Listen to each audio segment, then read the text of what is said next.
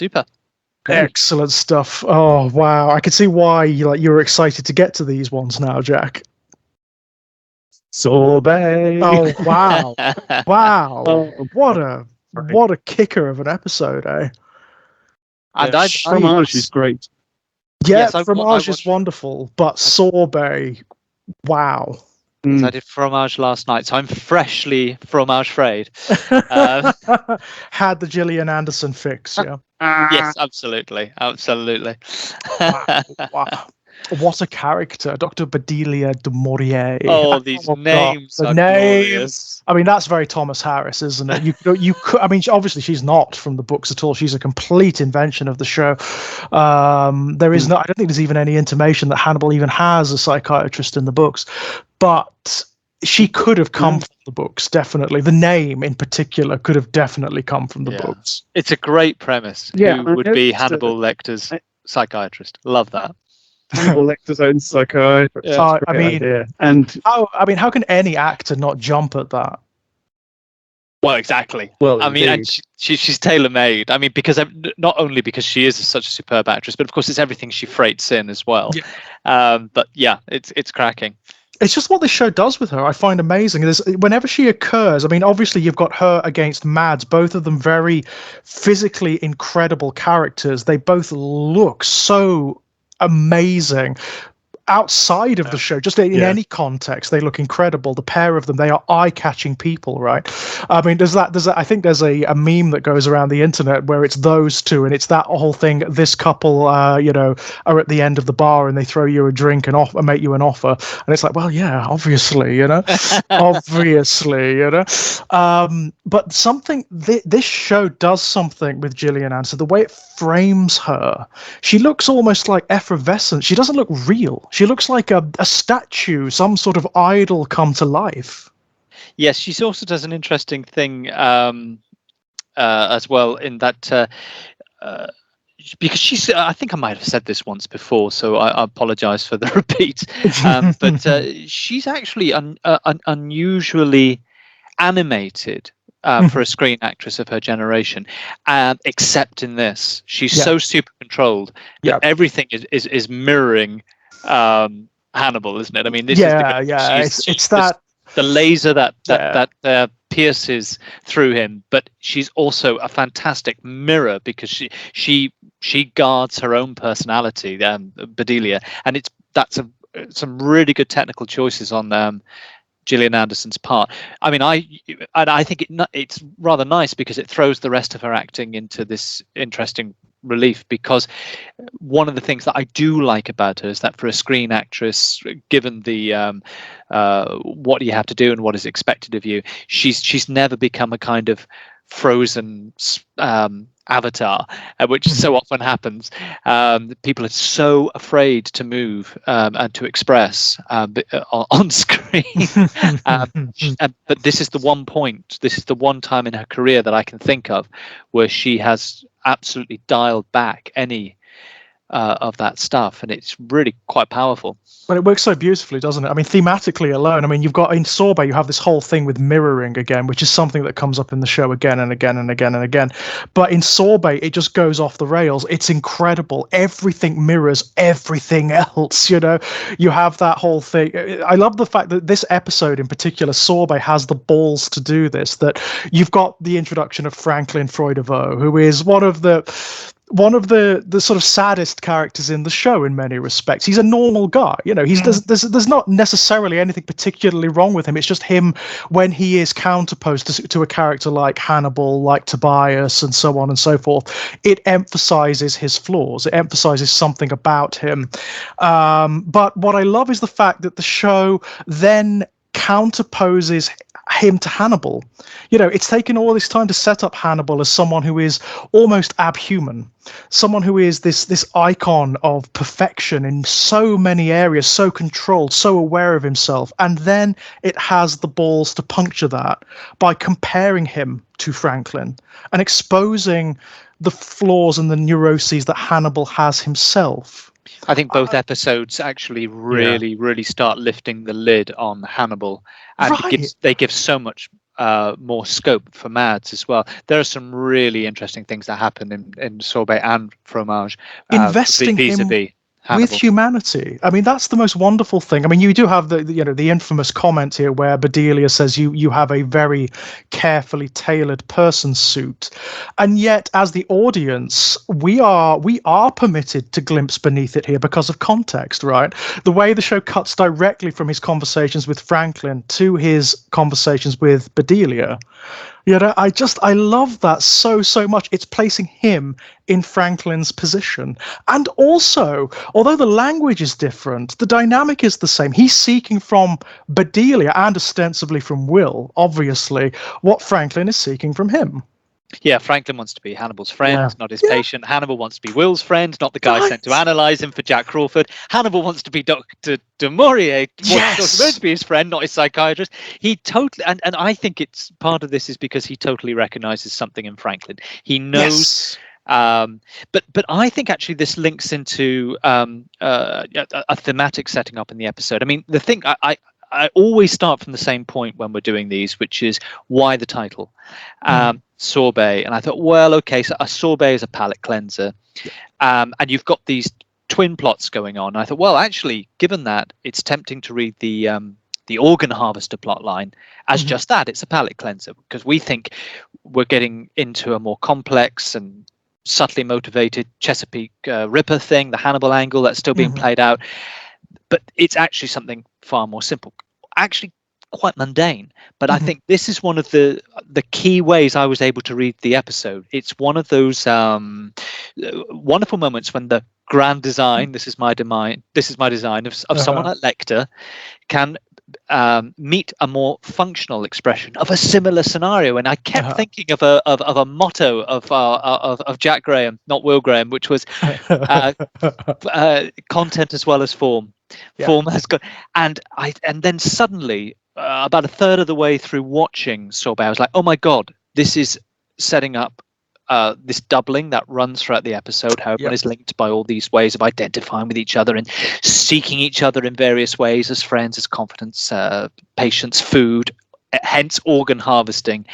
But then I think it just absolutely taps into that thing you've just been saying, George, about Hannibal and how the whole thing is so comically tragic.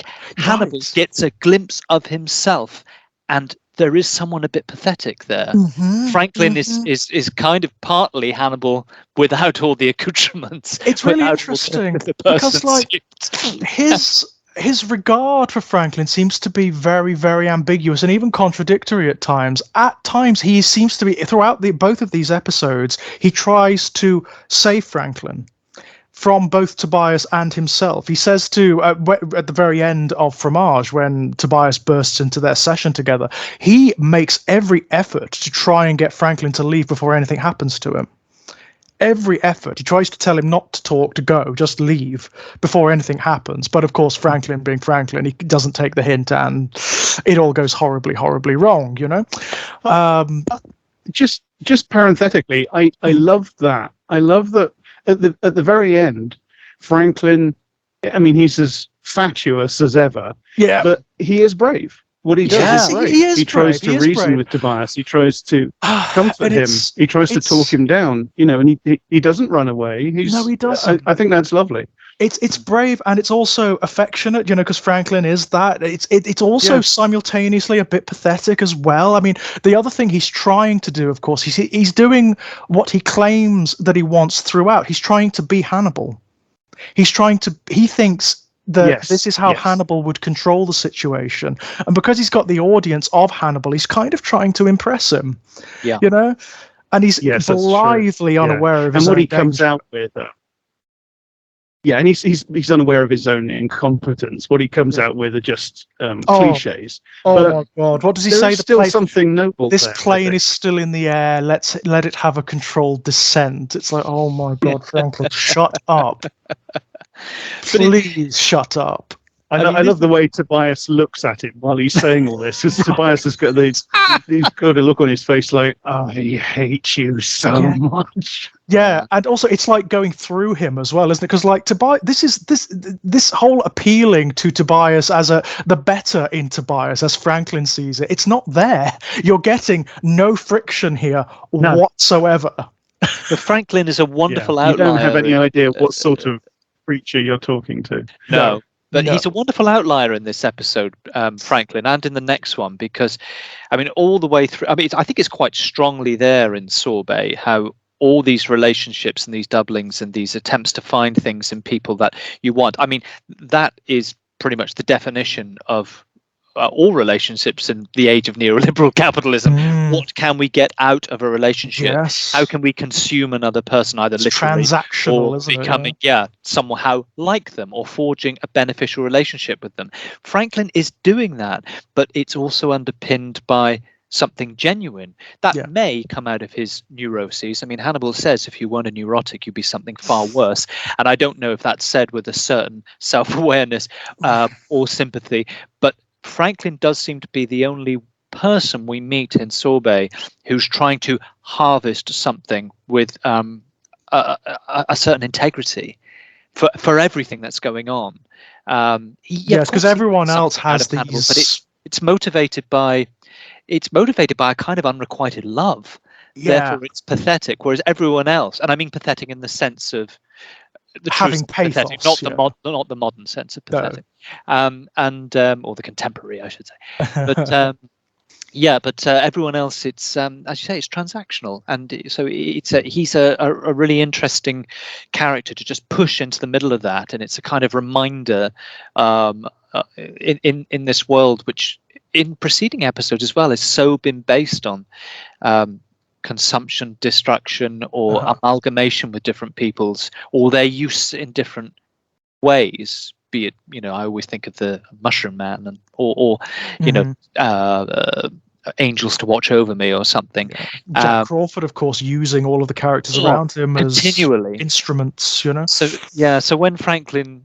Yeah, and those moments are. I mean, the whole thing you just talked about there with trying to talk Tobias down. It was absolutely cringe-inducing, and at the same time, the immense amount of sympathy I felt for him.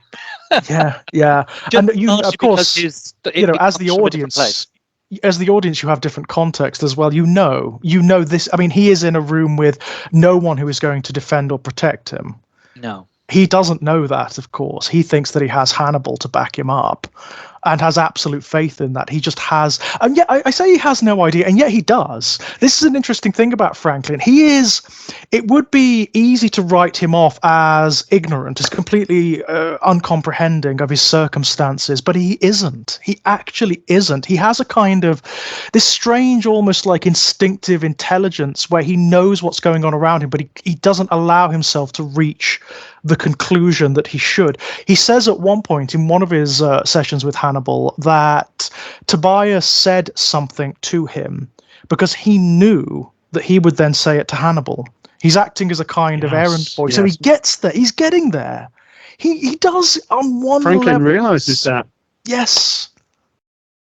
Yeah. And it's really interesting that the scene cuts off there, because I'd love to see the next bit. I'd love to see where does Franklin go from there? He realizes that, and then what happens then? Yeah. What does he say next? What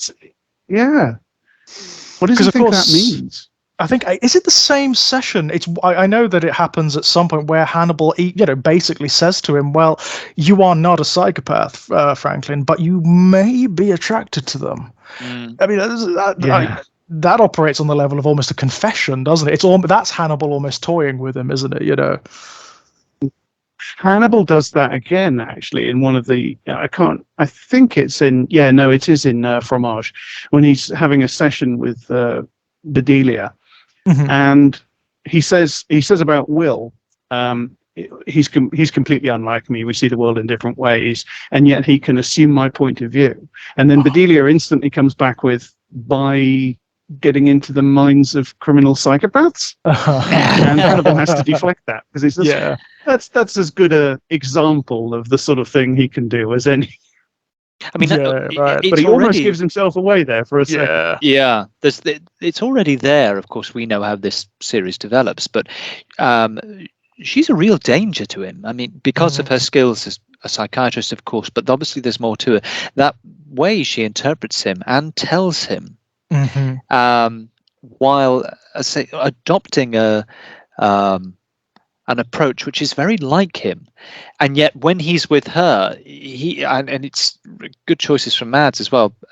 There's you see him get a bit fidgety. He looks off camera more. He doesn't always hold her gaze. He does little tiny fussy things like finds a stray hair on his suit trousers and pushes it off, and things he doesn't do when those roles are reversed and he is has that super control. I wonder if that's the fascination he has with her at this stage. It's you're the person who and I think he uses the phrase comfort zone, doesn't he, with Franklin? And I think Bedelia pushes him out of his comfort zone ever so much because she's very perceptive. Yeah, she gets him. I mean, that's kind of what Hannibal is seeking from day one in this show. Even after meeting Will, anyway, when he realizes that he is not maybe as self-aware and composed as he thinks he is, and certainly not as complete in his life as he thinks he is. He is after what she says he's after, which is someone who can join him beyond the veil, someone who can see inside the person suit. He wants company. He wants a friend, he wants a companion, and he sees potential for that in a number of other characters. Bedelia is one, because one of the great mysteries of this episode, set up in this episode, is the exact nature of their relationship and how much she knows.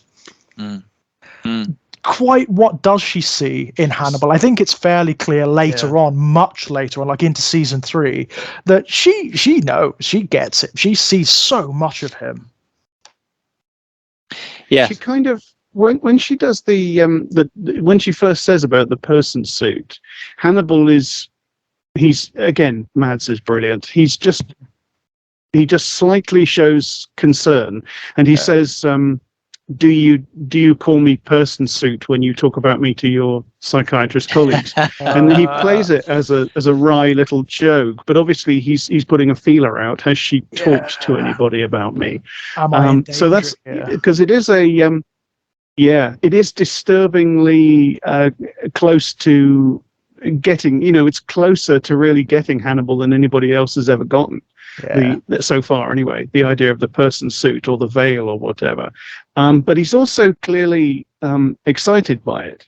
And one of the things I find interesting is the way she then diffuses the situation. Firstly, she walks it back she sort of walks back person suit and says, maybe it's more a human veil. And then at the end she says, well, I see enough of you to know that I like you. So there's almost a feeling like she knows she's gone a bit too far, a bit too close. There's a wonderful dynamic there. I told you last week that I was going to take little clips from the episodes that we talk about and put them in my version of these when I put them on my Patreon. And both the clips that I eventually chose for these 2 episodes are Hannibal in his sessions with Bedelia.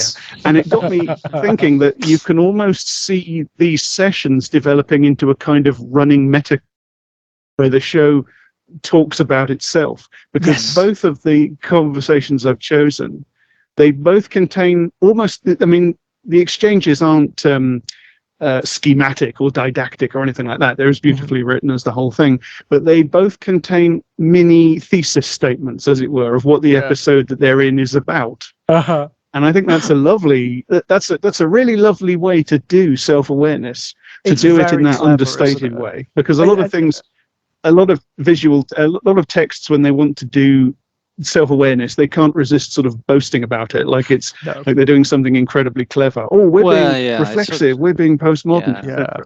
And it's very overt in most shows. WandaVision was just about, we know that we're doing telly.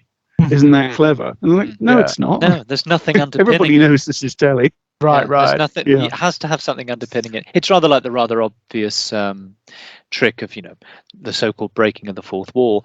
If you're going to do good meta drama, as as you've described, is this kind of meta framing device, or this kind of unpacking of scenes we've already witnessed, then that is the thing you're going to avoid, because it's too obvious. Right.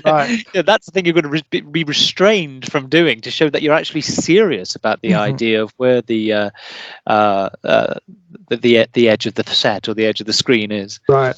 I mean, the reason it works here, I think, primarily is because of that wonderful sincerity. Everyone involved seems to have this absolute and complete fascination, an absolute love for these characters, the dynamics and the themes of the show. They are earnestly exploring through the dialogue and the interactions these concepts and these themes and these relationships, and that feeds the whole show mythologically. It's not wry, it's not winking at the audience and trying to sort of invade. In fact, in many respects, the language is so poetic and sort of obfuscated that it actually almost alienates the audience in a way. It says, no, you stand out there. We'll sort of suggest to you what might be happening, but we're not going to explain it to you. That's not what we're about. That's not what this is. This is an hallucinatory fever dream. This is a mind talking to itself. It's aspects of a psyche talking to itself.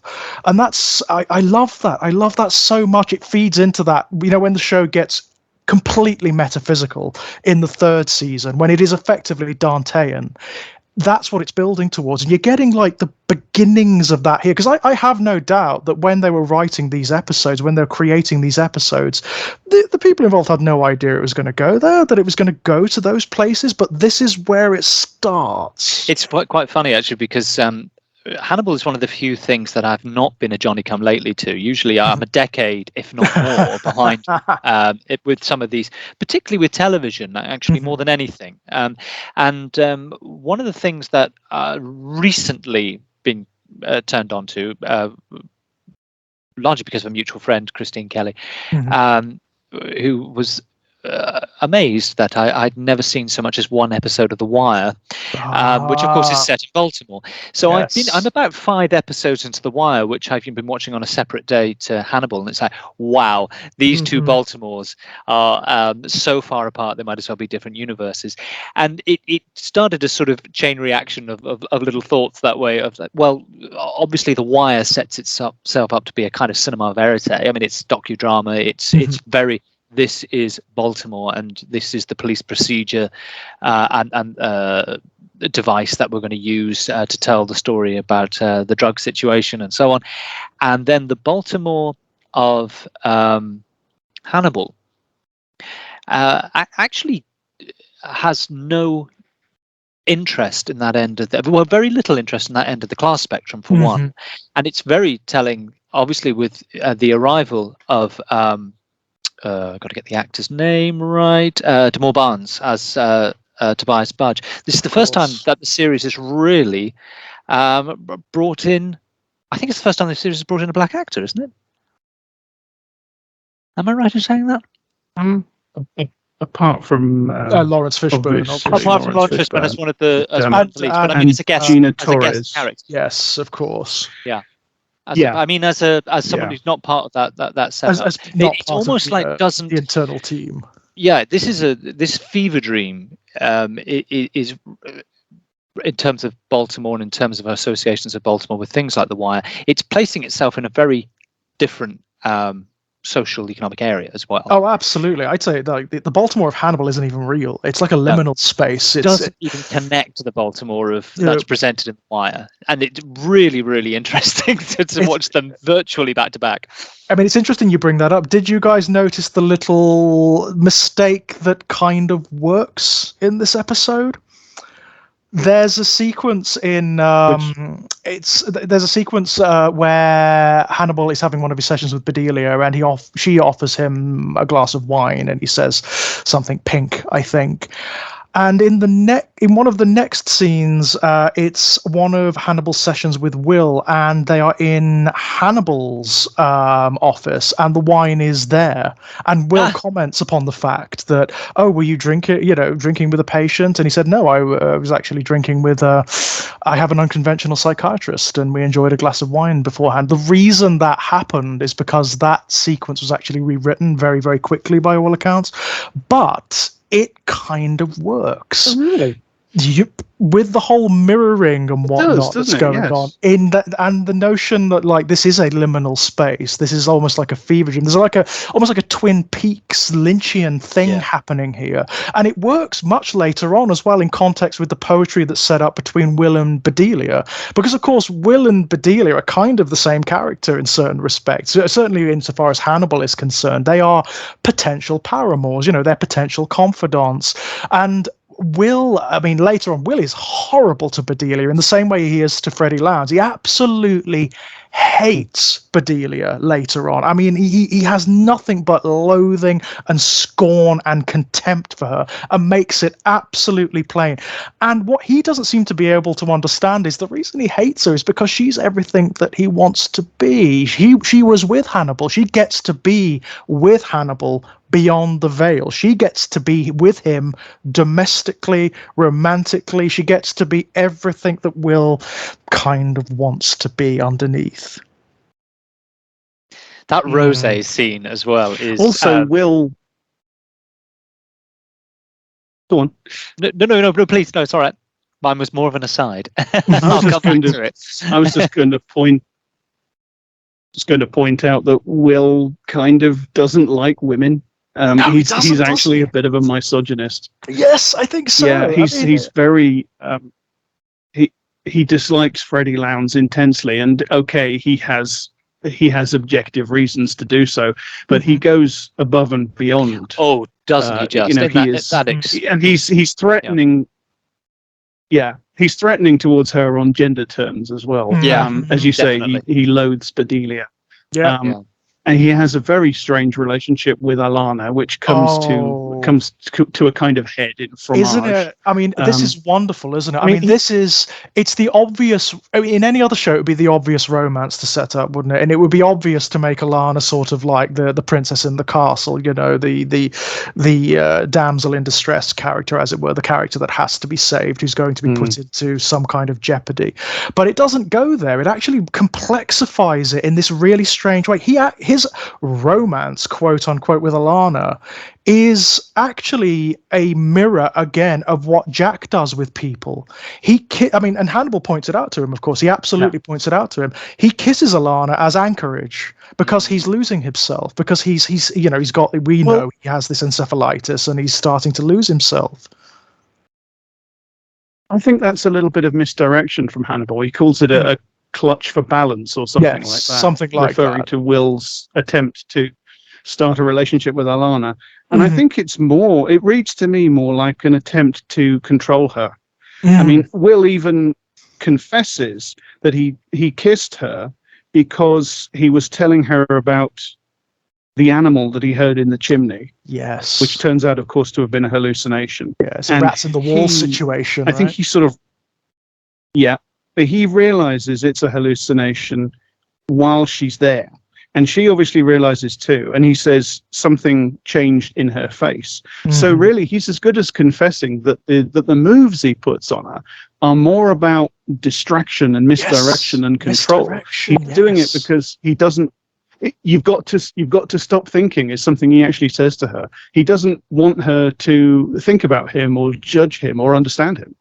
Yeah, and he is very manipulative. I pointed out in one of the previous episodes where you have the whole episode with Bella, which is all about Bella's cancer, which is all about Jack's manipulativeness, and then it ends with Will mirroring Jack's manipulativeness. And I think that's one of the things, again, along with the latent misogyny, I think Will's rather ruthless and self-involved manipulation of other people is coming through now.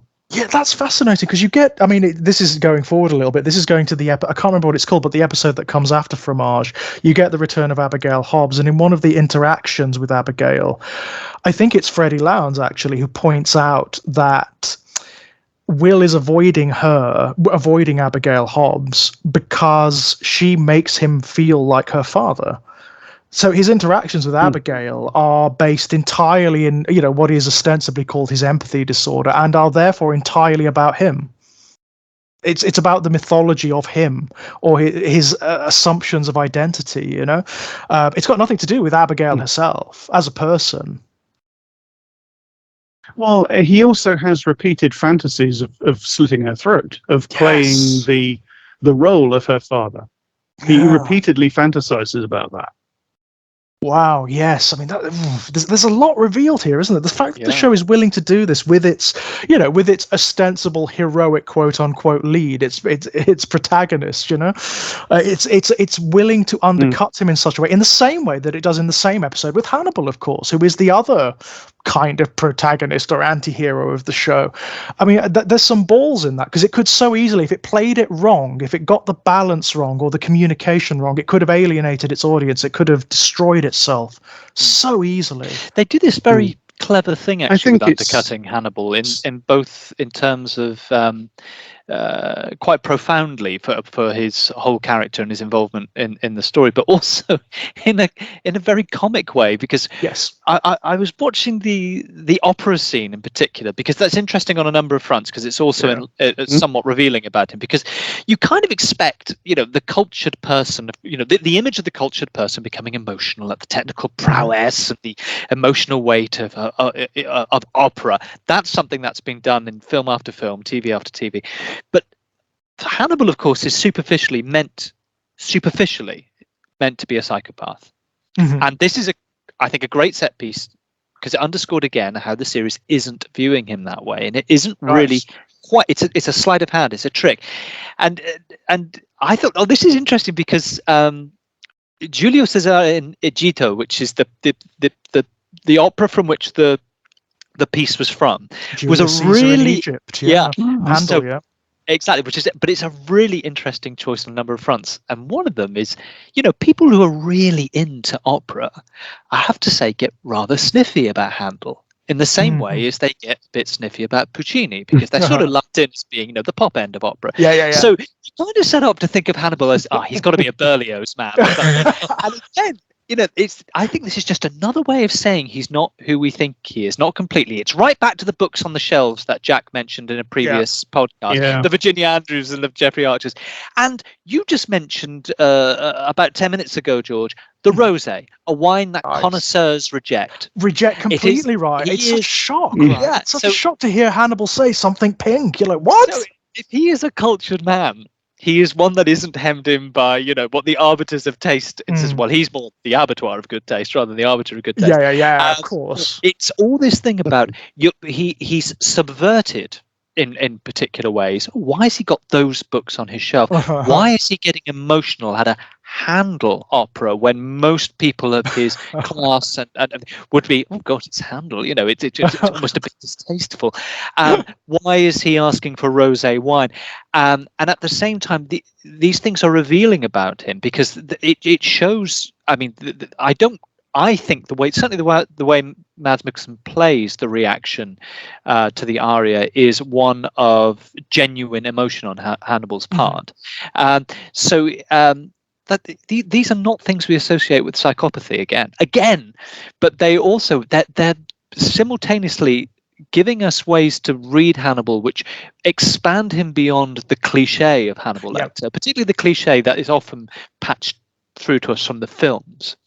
But also, it's very funny about it because of these unexpected choices. Because on one level, he can look in some scenes like he's got an absolute ramrod up him, and he's so particular about the presentation of this, the rudeness of people, how he wears his clothes, the decor of his office, and yet there's these wonderful little, hang on, that doesn't fit. That doesn't fit with that. That doesn't fit. And it just keeps coming. It's on the very edges of the narrative, really. It doesn't seem important, yet it details that fuel a fuller understanding of him. I mean, I'm sure it's not deliberate, but the choice of Julius Caesar in Egypt is really interesting. I think this is total coincidence. I don't think this is conscious, but the plot of Julius Caesar in Egypt mirrors almost exactly the plot that comes later involving Mason Verger, Margot Verger, Will and Hannibal. Like, I mean, if that's a bit of foreshadowing, it's brilliant. The character dynamics are almost exactly the same. You're like, it's so weird. I don't think it's deliberate. I really don't. I think this is just one of those wonderful, happy coincidences that just by complete fluke happens to deepen and enhance and prophesy what is going to happen later. It's one of those wonderful things where you almost start to believe that there is some sort of like divinity of art guiding things, you know? Well, Franklin talks about divination by cheese, tyromancy.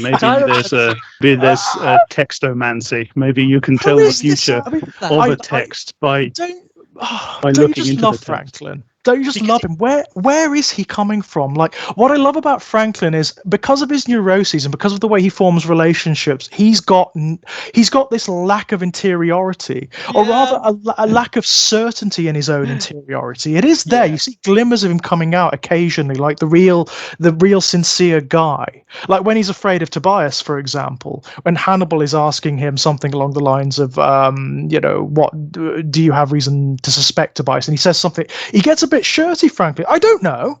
And then he gets apologetic about it, about being himself, about being who he is, because he's always looking to other people to define him. And in that regard, he's also an echo of Will, because Will hasn't got much interiority either.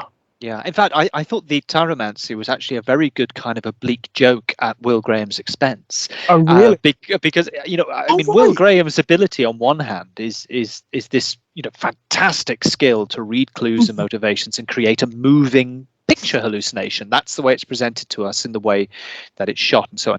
But on the other hand, it can easily be read as glorified version of reading the entrails of sheep or the formations and cheese curds as what tyromancy is. So it chimes with that notion of again, I think right back to the title of the episode, the seemingly banal and the more complex and theatrical expressions of something. I mean, Sorbet is referring to food, of the same things elsewhere in the episode. And these are the collisions that episode Sorbet keeps coming back to. Yep. Seemingly banal, the organ harvester, Franklin, tyromancy, and the more complex, the Chesapeake Ripper, Will's abilities, and so on. And the clashes between them just keep happening. And of course, they make jokes out of them. Hannibal and Handel, Hannibal and Rose, Hannibal, so again, whether, as you say, it's just there are lots of there are lots of musical jokes in these episodes. It just feels very, very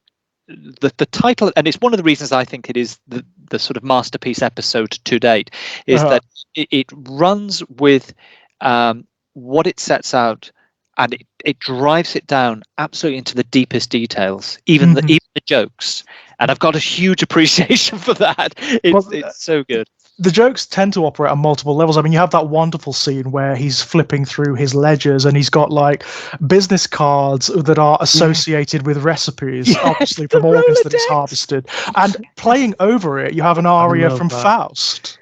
Yes, so the Faust opera. It's Mephistopheles singing. It's like Gounod's Faust. I mean, it is. Yeah. And it's like, oh, that's hilarious. But again, Gounod's Faust is not considered a great opera. No, it isn't. So we're back to it again. You'd think, I think in lesser hands they would have gone, okay, well, it's Hannibal Lecter. He listens to Berlioz. He listens to Wagner. He listens to. But no, I mean, that's such a fascinating detail to me. As someone who does like the opera but does not have those quite that snobbery. It's snobbery enough snobbish enough to be into it. But yeah, it's an odd choice, isn't it? Given the operatic adaptations of Faust that do exist out there, and which are regarded as high art, the Berlioz one, for example, and they choose this one. That's got to be deliberate. That has got to be deliberate. And it's also, I mean, it's just bloody funny. It is funny. The sequence is hilarious. Really, it's absolutely hilarious. In the scene where Hannibal is missing Will doesn't show up for his session, and Hannibal is visibly disturbed, and he's checking his book, and he sits and toys with the phone like a teenage girl, thinking, "Shall I phone him?" Or something like that. Can I just say, you have overlaid on it? You have my favorite sequence in the whole show. I love it. It's Hannibal. Yeah. It's Hannibal Lecter. It's this Hannibal Lecter, and he's upset. Yeah. He's sad. He's sad that Will has stood him up. And over the top of it, they put the Lacrimosa from Mozart's. Oh my God! Yeah. He checks his ledger. I mean, it's like this Hannibal doesn't need to check his fucking ledger. He doesn't need a ledger. He's probably got all of his appointments like by heart in his head. He doesn't need a ledger, but he goes and checks the ledger because Will hasn't turned up. But how this then runs into Fromage, which really comes down to, if you were to do a sort of thumbnail of it, Tobias Budge saying, "Look at me, I'm just like you," and Hannibal, "I'm not going to countenance a rival. I've got interests elsewhere." And it's just wonderful because it's almost petty. It is, isn't it? And he says it to Bedelia, doesn't he? I've met a man who is like me in every way, in many, many ways, sees the world as I do, forms relationships like I do, but I have no interest in being his friend. Yeah. Well, how awful. I mean, we don't tend, except unless we're really narcissistic, we don't tend to like people who are too like us. Yeah. But it leads you right up to the point, because he's talking about friendship. Mm-hmm. It leads you right up to the point of thinking Hannibal might actually be thinking of cultivating this guy as a friend, because I think it's implied that Tobias kind of wants to cultivate Hannibal as a friend. Yeah, that's very much so. That seems to be why Hannibal turns up at the shop and they flirt a bit. They do, don't they? Basically, Hannibal invites him over. Yeah. And Tobias totally misreads the situation, because Tobias thinks that they're engaged in a continuous flirtation. And I think that's why he offers up the thing where he tells Hannibal that he followed him one night. I think that's it's part of what he thinks of as almost like a romantic comedy back and forth. But Hannibal is, of course, very disturbed by that. And I mean, Hannibal already planning to kill him, because he doesn't want somebody else on his patch, or he's too much of a threat or whatever. But it does lead you right up to the point of thinking with Tobias that Hannibal might be wanting to have a friendship with a colleague, shall we say? Definitely. And like the subtext is so turns in a different direction. It's powerfully homoerotic as well. Like the subtext is incredibly homoerotic between the two of them. The way they flirt is incredible. And that where Tobias tells him that he followed him, that's the invitation to bed. That's the invitation to bed. I mean, not literally so, but that's effectively what it is. And the way the actor plays it is gorgeous. He looks at him slightly from under his eyebrows, and there's almost a raise of the eyebrows. It's almost like, oh, we know what this is about. We know what's going on here. I mean, having Tobias to bounce off means we get much more of Mads' version of Hannibal than at any time in any episode previous, because he lets that annoyance, that superciliousness, that dominance slip through that usually refined demeanor more and more with Tobias Budge in the room with him. He gets put on edge. He is disturbed. He is mortified at one point, but he's also he's also incredible at trying to overcome it. I mean, denying Budge the murder of Franklin, I think, is one of the very best moments in the series so far. What a power move. It's such a great moment. But yes, that Hannibal being mortified at being caught carrying out... at him after he does it. I know. I was like, well, what did you expect? What did you expect me to do? Of course I was going to do that. It's brilliant. He just sort of steps back and looks at Tobias like, there you go. What are you going to do now, Tobias? It's Dom, isn't it? It's the Dom sub thing. Move. Oh, totally Dom sub thing. But what it is. It's not just the fact that he's been through, by the end of the episode, this like tremendous fight, this brilliantly choreographed fight. It's very revealing that Hannibal is not composed in that final scene, and it's not just to the fact that he's had this violent eruption. When Jack and Will enter, it's some time later. It's when Will still not able to keep control of the narrative in quite the way he has been. It's fantastic moment. And also, he sees Will. That's the other thing.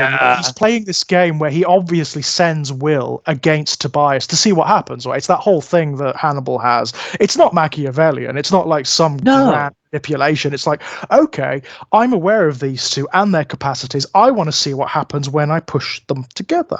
And I mean, he says to Will, I was worried you were dead. And that's sincere. I think that's sincere. That's absolutely sincere. Yes. The fact that he pushed them together is neither here nor there.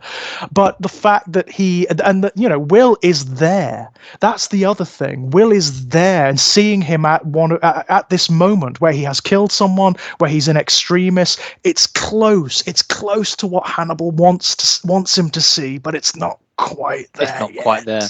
But that's where this links so nicely, because we've already said about Hannibal, aspiring to make himself known and available to Bedelia, to Will. He doesn't have time for a copycat fan. No, and I think one of the things, or as for an affair, really, because that's what Tobias would have been, right? It would have been a casual affair. He wants the love, right? He wants the opera.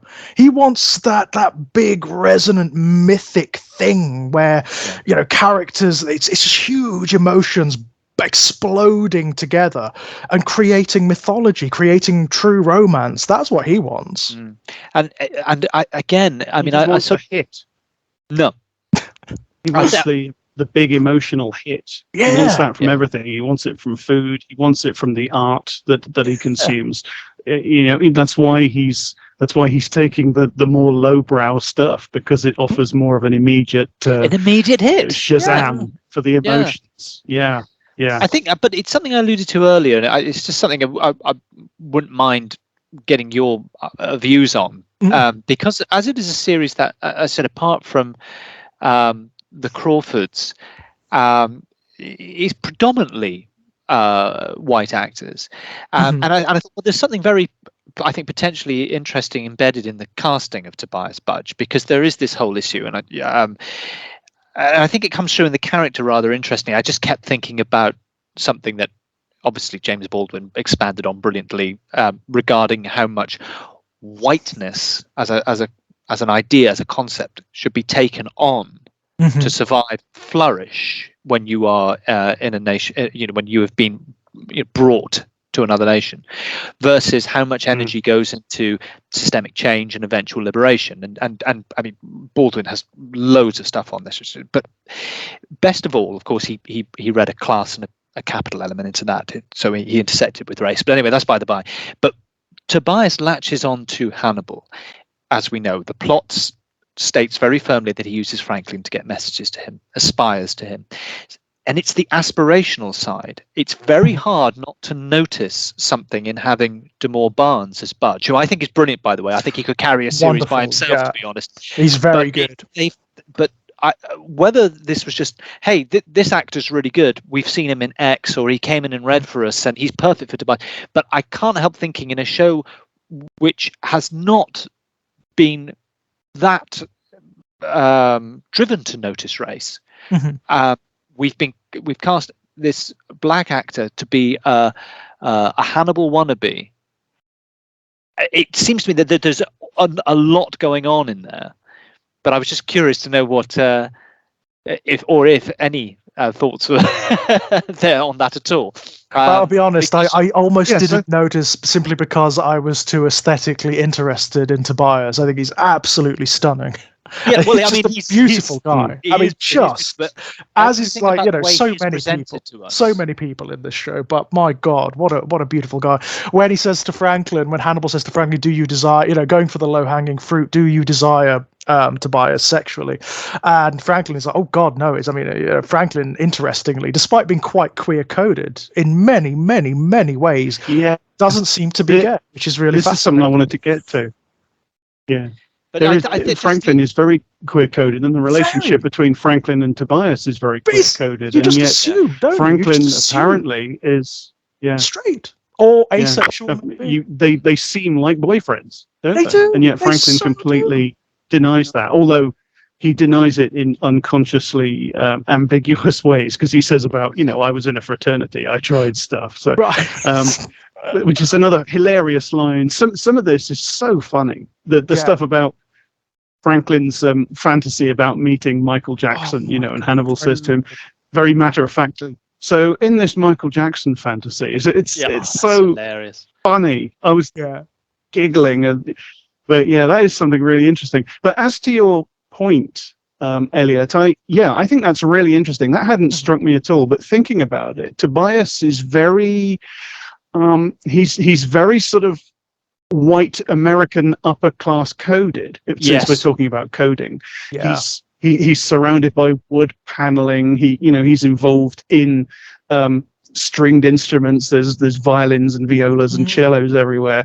and he wears waistcoats and bow ties and tweed and stuff like that. And there is something, it's buried. I don't think it's something that the show makes any kind of meal of, but there is something buried there. There's something Tobias is aspiring to take on the signifiers of the dominant group, I suppose. And of course, it made me think that it's a very good camouflage. And getting to Hannibal is similarly aspirational. Yeah, and it's a very good camouflage, because the whole thing, these whole 2 episodes are obsessed with the idea of camouflage, and Hannibal being a camouflage suit. And therefore I thought, well, I don't know how much intention or thought beyond, hey, this is a really good actor, has gone into the casting of him as Tobias. But I thought there's a rich vein here, and it was very difficult during the episode because, of course, they go so quickly. I mean, they only get, ostensibly an hour, but once you get the breaks in, we watch 45 minutes worth.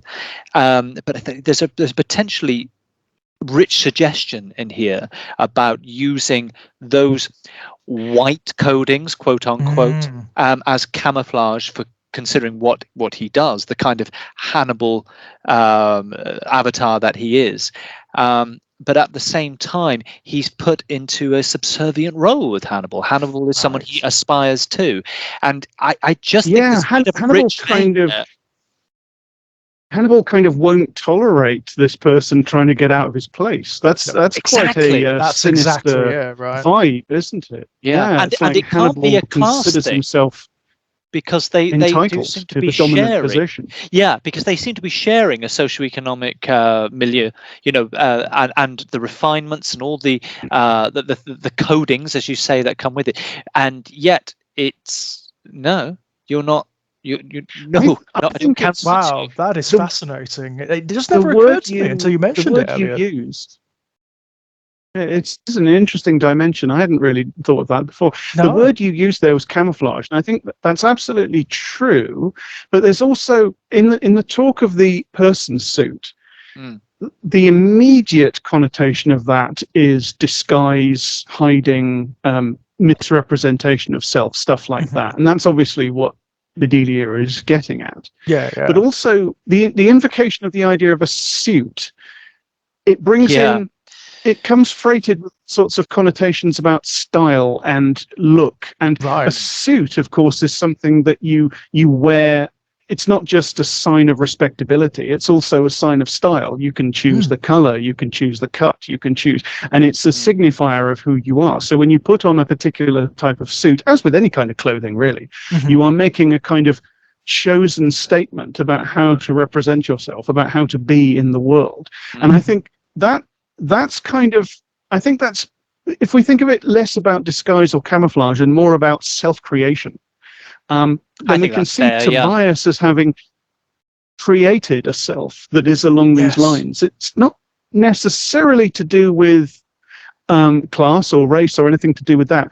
It's just aesthetic. He's chosen this aesthetic to inhabit, to present to the world, and also he's chosen a way to be, and that's very much what Hannibal is about as well. And it ties in with this series' representation of murder as an artistic act, because fashion is in many ways an art. It's a creative art. When you design clothes or choose clothes, you are making a kind of an artistic statement. You are saying things with form and color and stuff like that. And if you look upon the murders as artistic statements, you can also look upon a lot of artists do this. A lot of artists make their personality, their chosen public personality, into part of their art.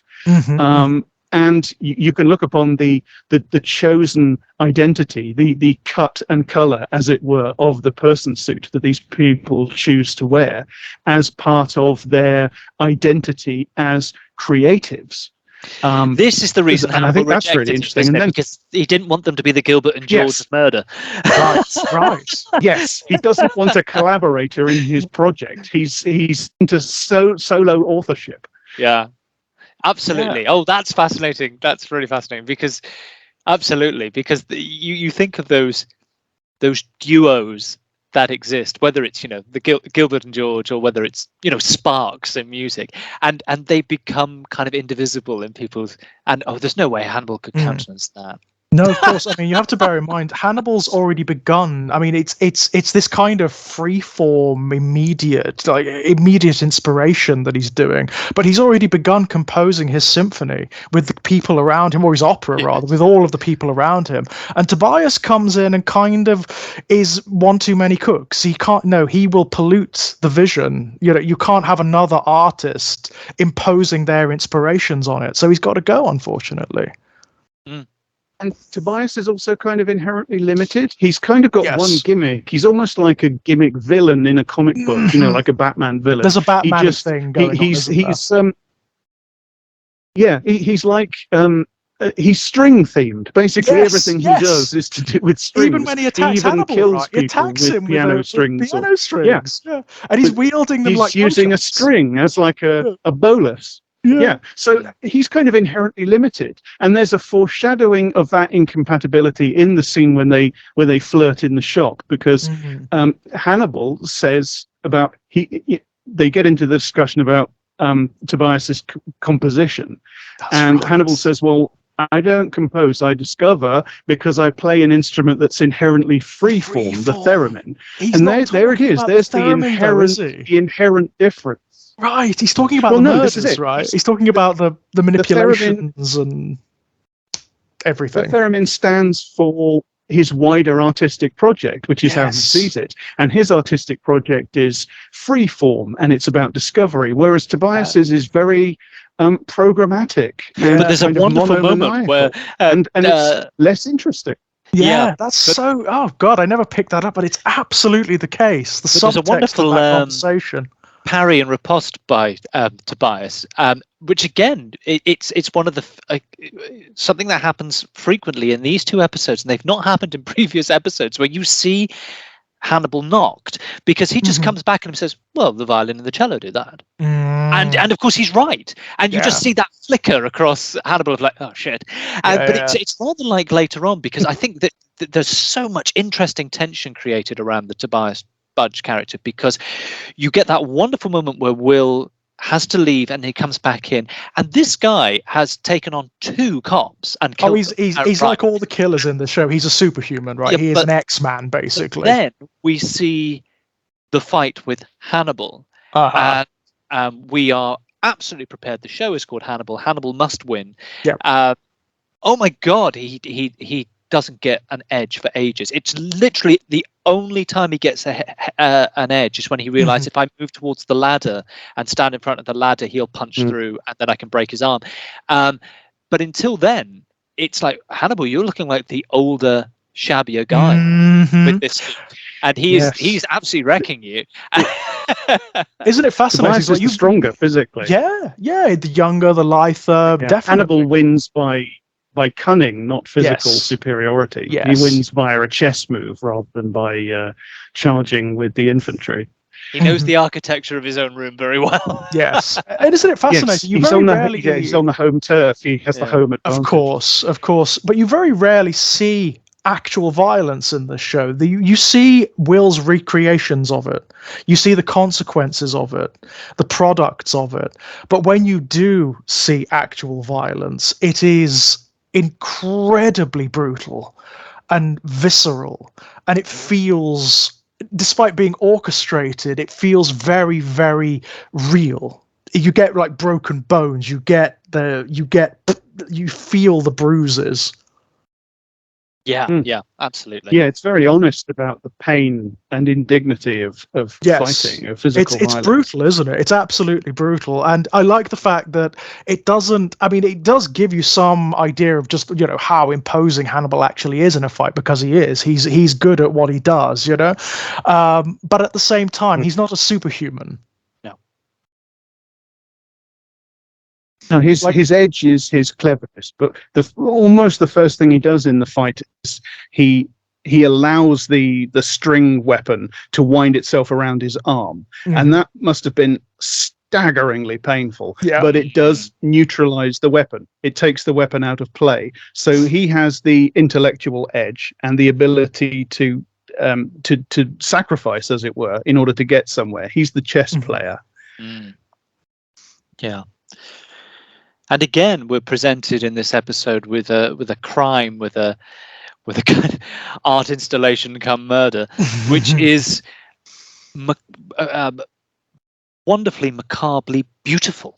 Yeah, I mean, isn't it? When Will has the hallucination of playing the exposed vocal, yeah, so this is disturbingly beautiful. There's a perverse fascination there. You almost wonder what it would sound like, right? Yeah. What a brilliant art installation that would actually be. And right off the back of an episode where they used a tiny camera to see into the tilt of an opera singer by actually going into the makeup of the structure of the throat and the vocal folds, and that's extraordinary. Now, this is inspired by the books, isn't it? There is I think it's in The Silence of the Lambs, there is a throwaway statement from Clarice Starling, I do believe, where she talks about a flautist, I think it is, for the Baltimore Philharmonic, who is murdered by Hannibal to improve the overall quality of the music.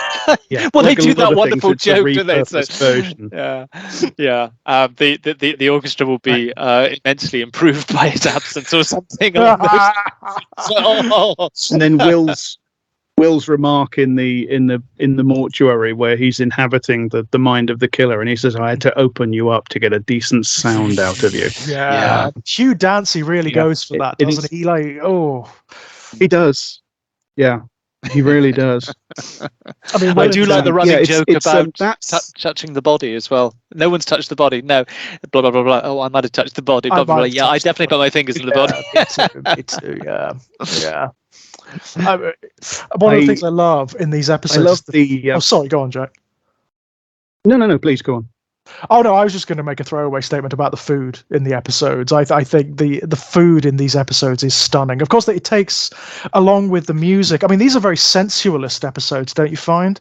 Like highly sensual, these episodes. You have the kiss between Alana and Will, suggesting romance and sexual contact. You have a similar kind of dynamic going on between Franklin and Tobias, and then between Tobias and Hannibal, and potentially between Hannibal and Bedelia. Bedelia has this... Also potentially between Hannibal and Alana, which of course comes to fruition. Which does come to fruition, as it does between Bedelia and Hannibal, and indeed technically between Will and Hannibal towards the end as well. But you also have married... Hannibal gets everyone. He does, doesn't he? He absolutely gets everybody, it seems, by the end, in one way or another. Or, in some cases, both ways.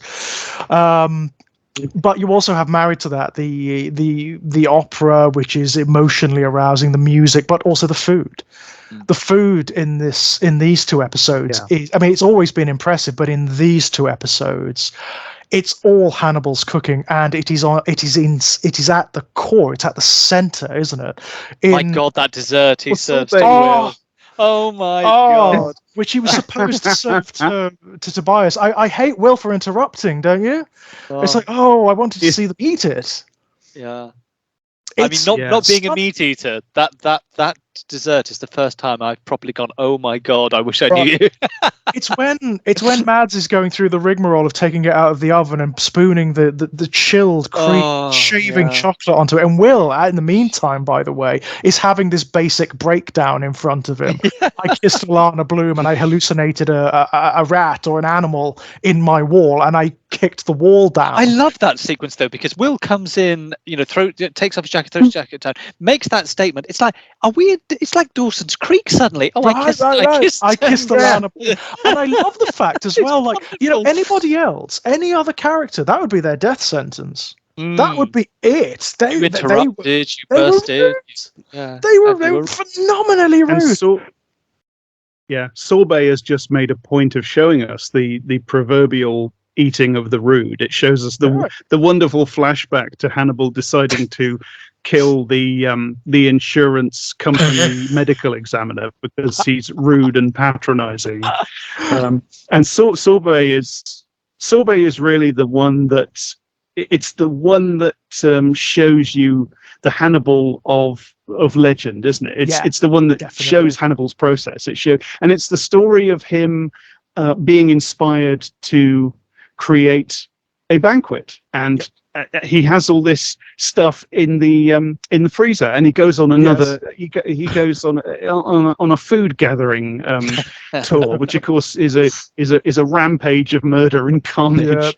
And it's partly because he's playing around with them because of the organ harvester. He deliberately takes the heart from one of the victims in order to play around and confuse them and make it interesting. But he is doing it fundamentally to get the materials for the feast that he's going to put on. And see him preparing the food and wrapping it up and putting it in plastic bags and putting it in the freezer.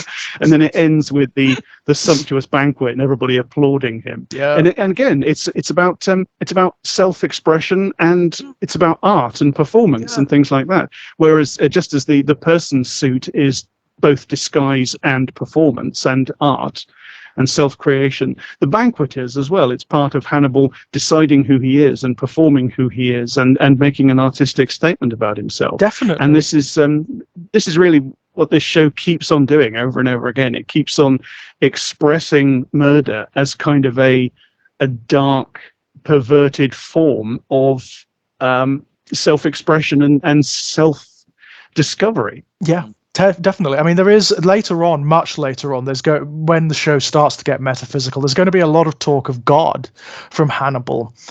In particular, he talks to Will about God quite a lot. And I think very often what Hannibal is doing is he is aware of other eyes upon him, rather than like just the diners that he's invited or the people that he's performing for. He's aware of other eyes on him, which is the eye of God, of course, which is of course us, right? It's the viewer, it's the camera, it's the eye of the audience, because we appreciate everything he's doing on every level, whereas the diners and the other people can't. So,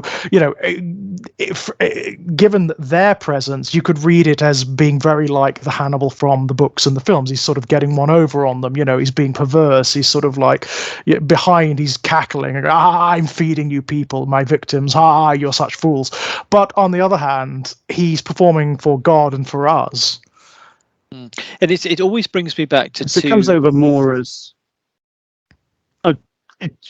just going to say it comes over more as self-expression and sharing. To me, the banquet, when he says, I must warn you, nothing here is vegetarian. Great line. I feel like to him, I mean, we touched upon this last time, didn't we, with regards to eating meat, that it really ethically it should be all or nothing. When he says to them, nothing here is vegetarian, to him I think that's probably warning enough. He's fulfilled his duty to them. He's told them, you're going to be eating things that were once alive. That's all they need to know, really, as far as he's concerned. But his main aim is to express himself and share himself with these people. I mean, it speaks to something much wider. This version of him, it speaks to something much wider. I mean, that's what separates this version from the Anthony Hopkins version and the Brian Cox version, in the sense that he is not petty. He's not petulant, and he's not cruel. That's the interesting thing. He's not cruel in the sense that he doesn't revel in sadism for its own sake. There's always a wider poetic reason for what he's doing. He's not those things. It's just they're not the main melody of this version. They are the harmonies. But these sequences just always bring me back to the same. Almost two thoughts, really. One is, and I don't know who this is attributable to, but but it's one of those situations where I know the quotation, but not who said it or wrote it, and it's we are only that which the greatest number of people believe us to be. Now that seems to chime enormously with how I read Hannibal, or about his own. But the other thing is that comes across in the episodes continually is this sense, I sit there watching it and think, culture is everything we don't need. I mean, you need chairs, but you don't need claw and ball for them to vote, or you don't need this kind of cushion. Plates, it just needs something that you can put your food on, but then we've got this myriad of designs of plates, and so it's something that we don't need. And yet if you strip away the culture we curate around us, be it how we, as Jack was saying, how we present to the world through our clothes, through references to the things that that we have curated in terms of, I don't know, books or films or music or whatever, what's left of us. And that really is what Hannibal as a character sort of throws into sharp relief. Once all those things are removed, it's just Predator. But it's like this wonderful contradiction of those things we don't need, and yet they are the things that we need more than anything. Else we're right back to, as it was put, the lowly stamp of our origins. I mean, it's fascinating because you are going to see, like, certainly in the latter half of season 3, you're going to see Hannibal in that position where he is stripped of everything, where everything is taken away and you get the essence of him. But that's obviously for another day. It's just that mind-blowing image of Hannibal, the cultured man who is able to hold his own socially, who has walking around in the middle of the night to a bus station to kill someone, thinking that he's alone. Why? Because he's got nothing better to do. This is part of his design. Not really. It's not like the design of, say, a Garrett Jacob Hobbs or someone else. This guy slightly annoyed me once. That's it. And but I'm going to carve up my entire night that I could be doing anything else. And this is where this strand of the pathetic keeps coming back, that Hannibal never, for everything, quite loses. And it comes through very strongly in those moments of Bedelia where you see him. She almost rejuvenates him. It's a weird thing. You almost see a child like Hannibal when she's in control of those situations. Yeah, he likes the exposure, doesn't he? It's the same thing he gets with Will. It's exactly the same thing that he gets from Will. Yeah, it's that potential of being known. That's all he wants. That's all he really wants, because he spent so long being apart from everything and everyone in his own sort of memory palace, his own reality. Yeah. He's sealed away in his own heaven. He wants to invite others in. But it's like Bedelia says, he only wants, it's those people who are worthy of it, worthy of his friendship, those who are clever enough to scale the walls or see beneath the person suit. Yeah, he taps right into a tradition of depicting evil in Western culture, which you see it in Jekyll and Hyde, for instance. Hyde is he's not the way he's depicted in the films, which is generally as just a kind of funnily enough, he doesn't come over as just completely one-dimensionally evil in the book.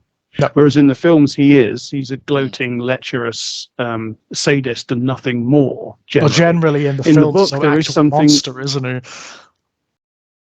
Yeah, he's kind of an ape man, which of course comes with all sorts of racial coding, unfortunately. But in the book, there's something lonely about Hyde. He's resentful of the way he's despised. There's actually a line about Hyde.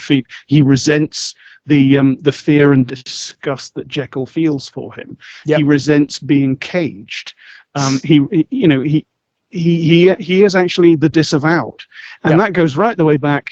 My favorite illustration by Blake, appropriately enough, is Satan watching the endearments of Adam and Eve, because you have the depiction of Adam and Eve in the Garden of Eden curled round each other, engaged in lovemaking.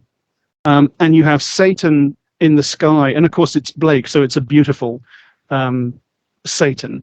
Of course. Winged and of gorgeous proportions. And he's in the sky behind them, sort of curled round the top of the picture, looking down at them. And there's this look on his face of stricken sadness and loneliness and resent. You know, you can feel it. You can feel him thinking, I am shut out of this forever. Why can't I be in this picture? Why can't I be one of them? Why can't I have what they have? And the wonderful thing about that, Hannibal is. I said the wonderful thing about that is that his own other self, the serpent, is coiled around his own body. He's trapped by his own. It's wonderful.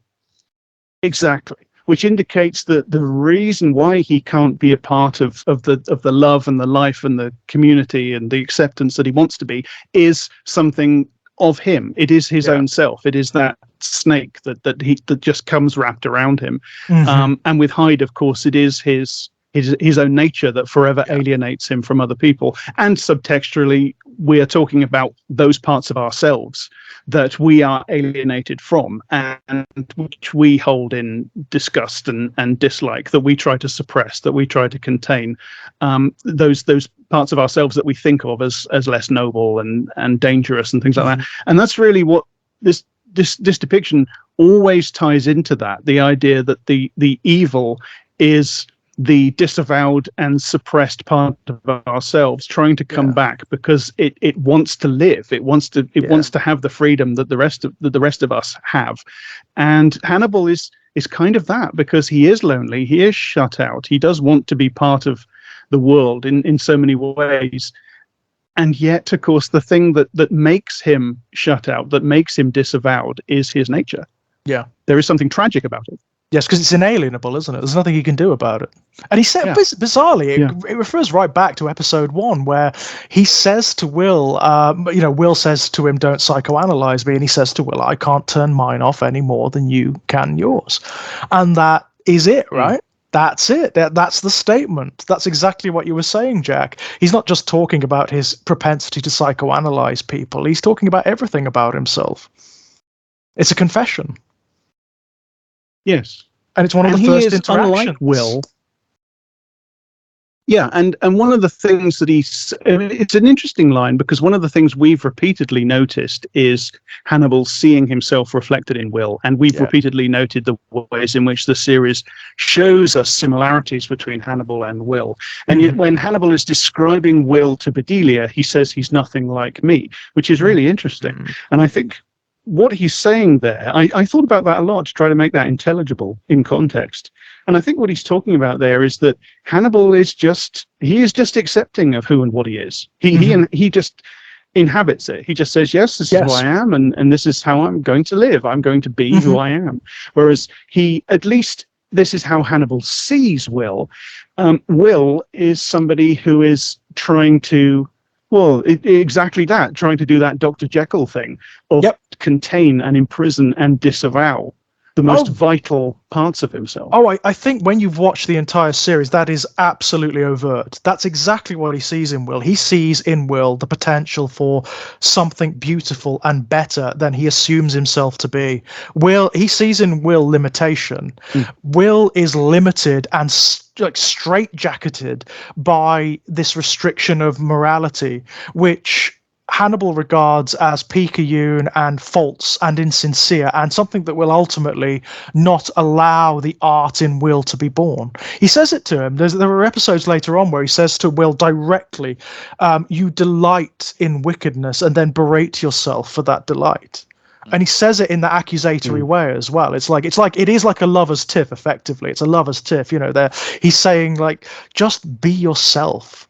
Let it be born. Let it come to pass, because you will. I mean, even this, of course, ties towards the end. This is. I mean, we'll get to it when we get to it. But when we're in the Red Dragon, the Blakean stuff, you get that famous line from the books where Hannibal says to Francis Dolarhyde, "Save yourself, kill them all." Now, in the book, it's just a petty jab. He's just trying to get Francis Dolarhyde to kill Will Graham's family because he's a bastard. He's a nasty piece of work. Yeah. In this show, he does say it to Francis Dolarhyde, but he's not saying it to Francis Dolarhyde. He's saying it to Will. He's saying it to Will because he knows that this family that Will has spun about himself is synthetic. You know, it's a lie. It is brilliant. It is brilliant the way the series consistently takes and detones and repurposes and changes the context and the meaning of things from the book and makes them more interesting and more makes them more interesting and more complex. It's quite something, and yet it has its cake in a suitably culinary metaphor. It is able to have its cake and eat it, because it keeps so much of what is deliciously arch and melodramatic and dark about the books. It does that with Hannibal. It shows us all these vulnerabilities, this loneliness and emptiness and occasional gaucheness in Hannibal. These moments of weakness, you know, and yet, of course, we are still, particularly in Sorbet, I think there's the episode most like this so far. We are able to revel in and relish Hannibal's outrageous arch villainy at the same time. Oh God, yeah, we join him, right? When in Sorbet, you are with Hannibal, and it's sumptuous. You want it because he's so in this grey nowhere that is Baltimore of this show, this strange liminal space that's all ice and darkness and fog and like concrete. Suddenly, whenever Hannibal is around, when you're in Hannibal's environments, it's florid, it's red, and it's purple, and it's sumptuous, and it's music and food and warmth and art. It's Leda and the Swan above the fireplace.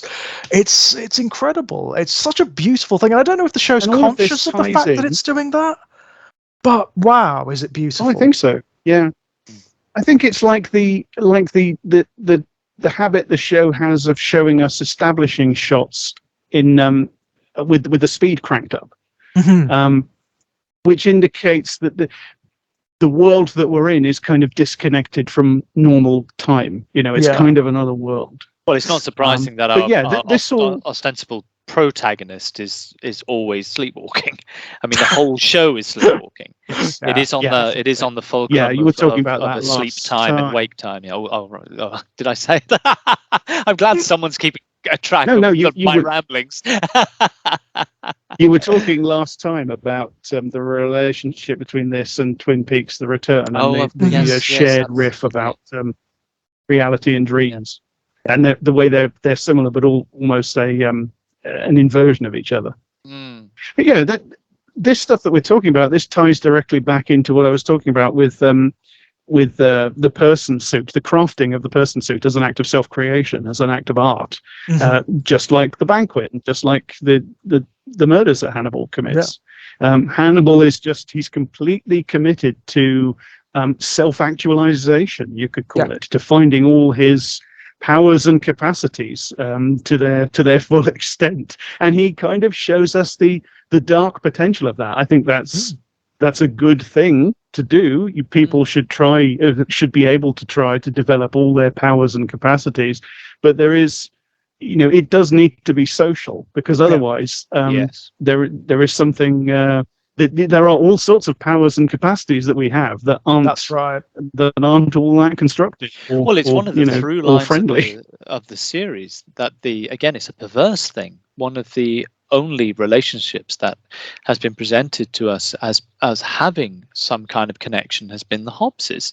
I mean, everyone else is. I think the use of the organ harvester becomes so metaphorical in this. Everyone is foraging around inside each other's lives, trying to build these connections, and yet there's just a huge strain of either loneliness or isolation or alienation that runs throughout the connections of all the characters. They either live alone, or they can't, or they're in a marriage which is breaking down, or there's just an inability to bridge gaps. And yet the only time that we've been faced with a relationship, it's been in the context of something quite perverse, and that has been forcibly ripped apart. I mean, Garrett Jacob Hobbs has had to die, and I love the notion that when Will is performing, that's his audience of everyone. That's his audience. No, you've got the Abigail Hobbs connection, but it's a loaded image, and the fact that Garrett Jacob Hobbs is not passive either. He's not a kind of memory ghost. He's an active ghost who applauds rapturously. Yeah, it's very it's not Hannibal sat there. It's no one. It's Garrett. It's a really powerful image, that.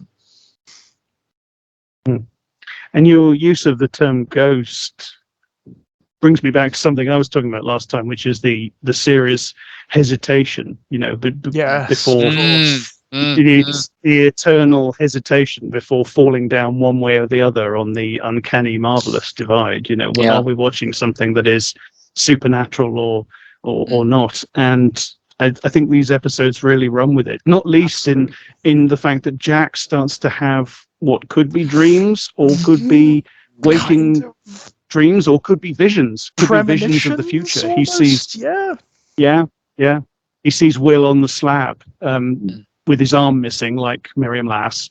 That's a possible future he's having a vision of.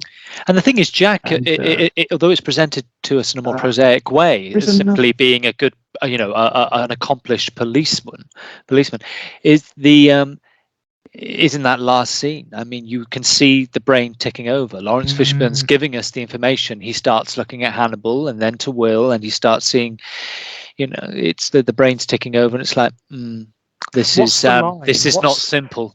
He has one of the final lines in the sequence, and it is something along the lines of this is not simple. Yes, nothing about this is simple. Nothing about this is simple. And you think, oh God. He comes right up to the edge of suspecting Hannibal, doesn't he? He doesn't quite go there, but he comes right up to the edge of it. Looks away from him. He keeps his head on him, but he flicks his eyes away. Yeah. It's like, whoa! And the camera is there. It's it takes that shot. It doesn't allow us to not see that reaction. I remember what it was. The other thing that made me think of the hesitation in these episodes is Will's hallucination about the sound of the wounded animal. It comes in threes, like what's that show? Medium. She always used to have her visions in three parts. She'd have the first bit, the second bit, and then it would become clear what she was having a vision of in the third bit. It's and the last one lures him out of the shop into the street at exactly the right moment. Right. It's an incredibly convenient point for Will to not be in there. And it's interesting. So there is a hint of the. It's fascinating. It's exactly what is calibrated to lure Will outside, because it's the sound of a dog in distress. Yes, it is. So it's like it's been put there. It's like it's the spirit of a dog or something trying to save him, trying to safeguard him. Yeah, and it also you can feeds interpret into it that way, or you can just interpret him as his encephalitis. Yeah, and it also feeds into this whole thing of Will being on like a shaman's journey, right? He is the guy in the wilderness, and he's seeking some sense of revelation from the spirits of the world, and they come as animals. I mean, that will actually be conflated massively later on.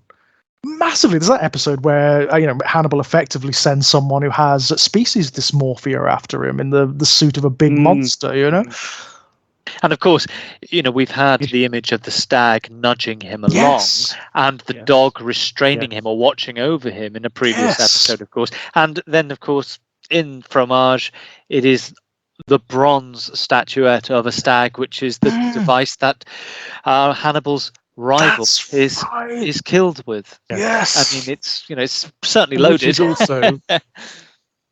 Which is also a work of art again. It's also a work of art. Yeah, this bronze sculpture.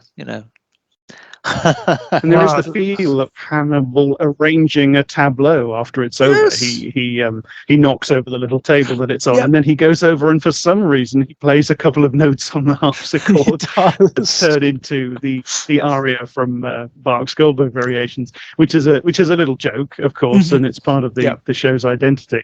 But really, there's no reason for him to do that. He finishes off Tobias, and then he goes over and he plays a couple of notes, and it's like meta, signing the picture. Yeah, it's a bit meta, isn't it? Because it is Hannibal, one of Hannibal's leitmotifs, isn't it? So you only hear that aria from the Goldberg Variations to signify a very particular thing. It's normally when Hannibal's had some victory or revelation, when one of his little nudges or inspirations has turned out well, and you very rarely hear it complete. You hear like notes from it or suggestions of it, and that's it.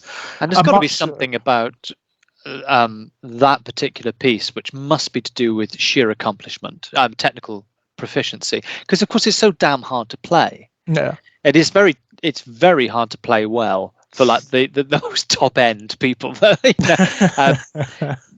Because no finger stops moving, really. I mean, it's and you think, well, that's Hannibal. The fingers are all in all the different pies. Sorry, culinary metaphor.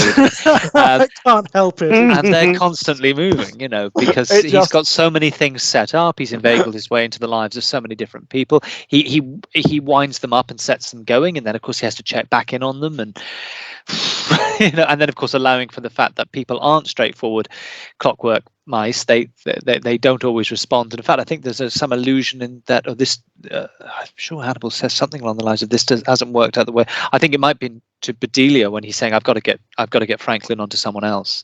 Mm-hmm. So it doesn't make him a super controlling animal. He's able to go, okay, that hasn't worked. Yeah. That needs to be refined. That needs to be judged again.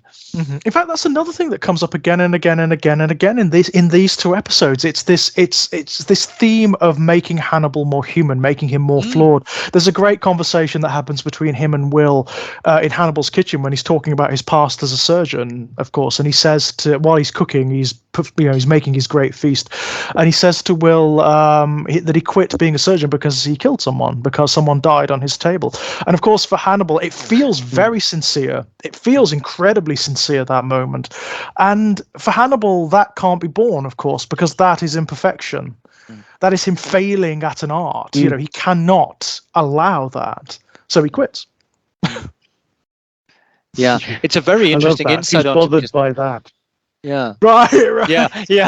But he's bothered by that because it's like, that's an accident. That's not part of the design, right? That's not how it's supposed to happen. Yeah. But it has no form. It's right. Ugly. It's not artistic. Ugly. Yeah. It's not. But that's a very interesting insight onto people who are very accomplished in so far as, well, you're gifted in this area, that area, the other area. Where's your tenacity over the thing, over the one thing? And you think, well, that's such a chink in the armor. If your immediate reaction is not, okay, that's something I've got to confront. I will lose patience and so on and so forth. No, out of there. No, but I'm done. Because again, it's seeing things in the most disinterested way. Yeah. It is seeing a design. It is seeing an art form.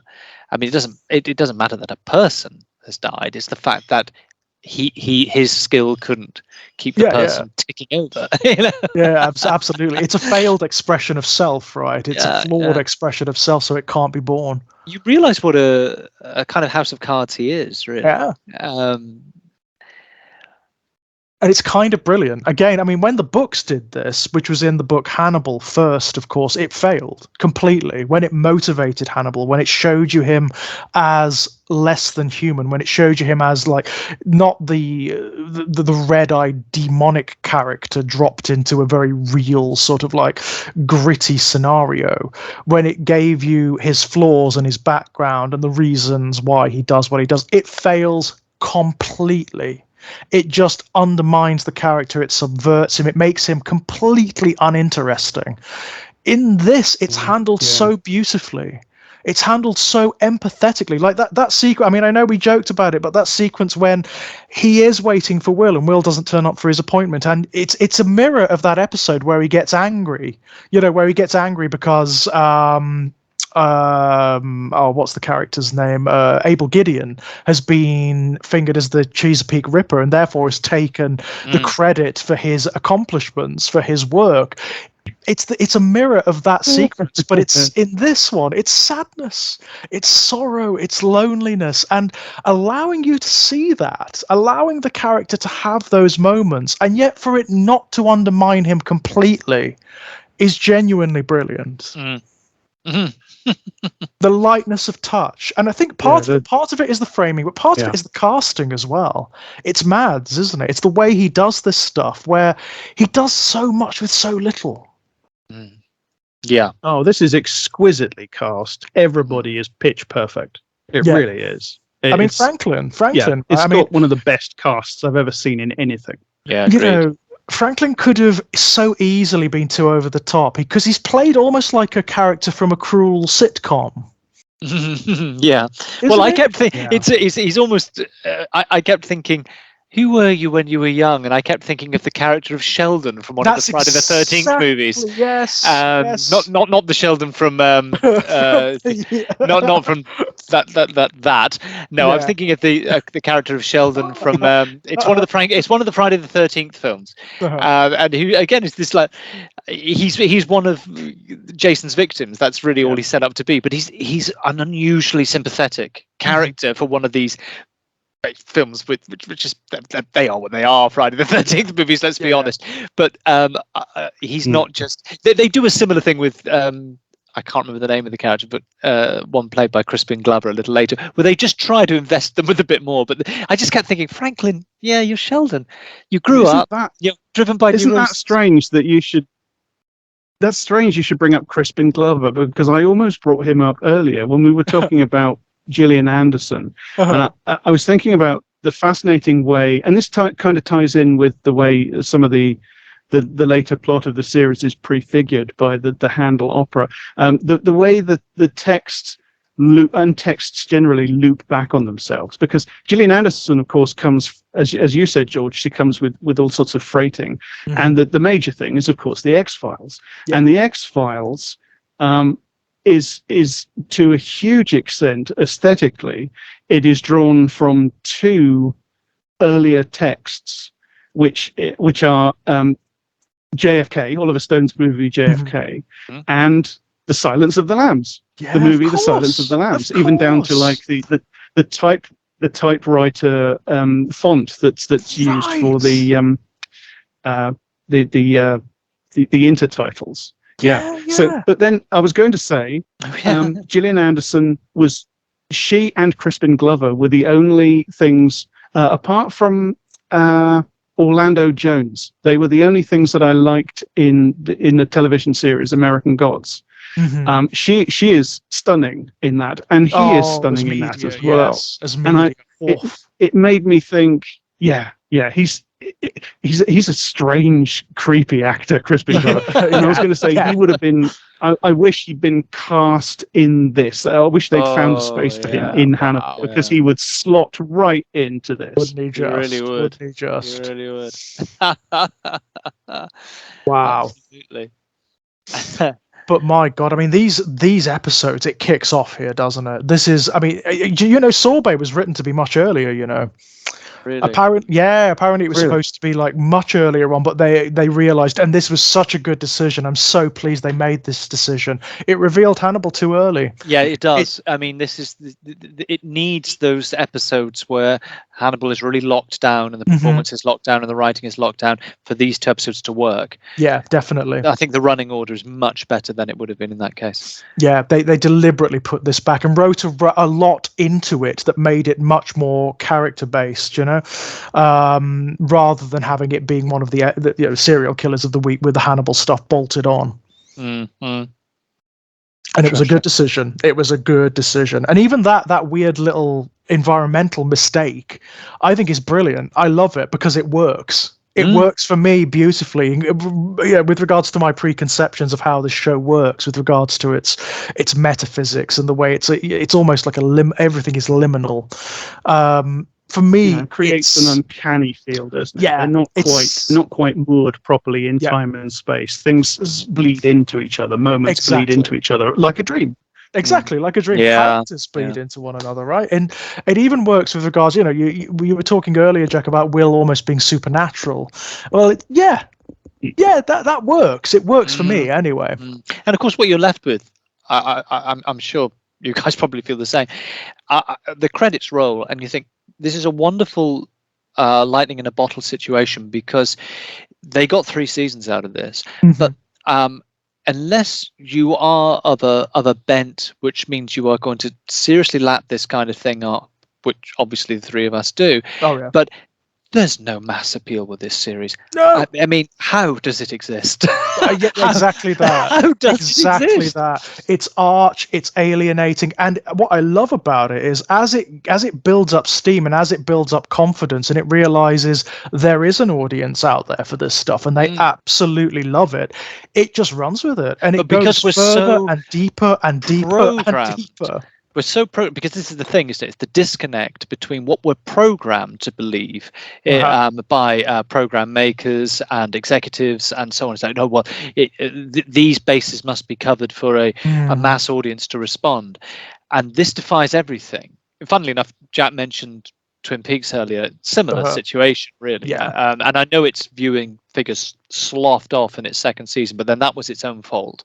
The viewers were there as long as they were there through some really weird stuff and some very stylized stuff. It was only when it lost its way that and started marking time that people went, okay, I'm kind of like, don't know where you're going, I'm bored now, I'm going to wander away. But it is you're constantly thinking, I've got a head full of what I'm told is what program makers need their series to operate on, whichever lines it is. This one doesn't. We got 3 seasons of it. And it's like, I can't help thinking that the people who originally came up with the idea of a Hannibal Lecter TV show, I don't think they can have been thinking along these lines. No, they wouldn't recognize it. They would have been thinking of like, no, they wanted like Dexter or something like that, didn't they? And probably if it had been done that way, they would have had 712 seasons or whatever. There's somebody. I mean, in all honesty, when I first heard something a bit more interesting, when I first heard it mooted, I thought it sounded really cheap because, of course, it was around the time of that they did the series. I never saw it, but the series which was a sort of prequel to Psycho, didn't they? Bates. I think it was Bates Norman Hotel, Bates. I thought, well, that's going to be an absolute pile. And I sort of lumped Hannibal in that kind of thing. It's like, the only thing that slightly made me think, well, it's Mads Mikkelsen. He's kind of interesting. I'll try it. That was it for me too. I completely condemned this show without having seen it, and that was a mistake. That was a total mistake. I thought it was going to be cheap, cash in, terrible. I thought it was going to be absolutely gobshite awful. But I gave it a chance, and it's amazing. Similar story. By the time this came along, I know it was about 2012 or something. It's 10 years ago. Can you believe that? I considered myself done with Hannibal Lecter. I was like, I was into that for a while, but I'm done with that now. The way you are. The thing that turned the corner for me, that made me say, actually, I am going to check this out, was the presence of Lawrence Fishburne as Jack Crawford, because I thought that was such an interesting idea. Isn't it though? And just having Jack Crawford, because in the books he's not really a character, is he? He doesn't appear that much. He's just like he's the guy who herds all the characters together. He's the one who gets the story going. But that's it. He doesn't. Plus that thing, we were just in that phase as well, weren't we? Of course, 10 years ago, maybe slightly earlier, where the idea of prestigious film actors like Fishburne being in television series was still quite unusual. I mean, we also had Steve Buscemi and Boardwalk Empire, people who we recognize as being film actors, and of course there was a strong divide as well, particularly in the States, more so in the States than in Europe and in this country, where it's like, well, you just go with the job, and if the job interests you or you need the bloody money, you just do. But there was for a very long time, certainly in the 50s, 60s, 70s, 80s, 90s, this thing, but you don't mix the two, and television was considered, you lucked out if you ended up on television. And now we have this thing where it is as prestigious and is it's just part of the makeup of being an American actor to see movie actors. There's probably just maybe 1% that will never ever do television. You're up with the sort of DiCaprio's there. They don't need to. But it is striking when you think, hang on a minute, Lawrence Fishburne's doing a television series? What? And again, I mean, I always want to feel like I want to go to bat for Lawrence in this series, because he does tend to get a bit recessed, doesn't he, compared to the other characters? And it's a terrific performance. He just came in a couple of times across those 2 episodes, but in that final scene, I mean, the three of them are really, really good, but Yeah. because he has to be the anchor of that scene, and yet he does very interesting things despite stiff competition. Yeah, I'll wait for season 2. He gets his moments. That's right. Oh, he does get his moments. Oh my god!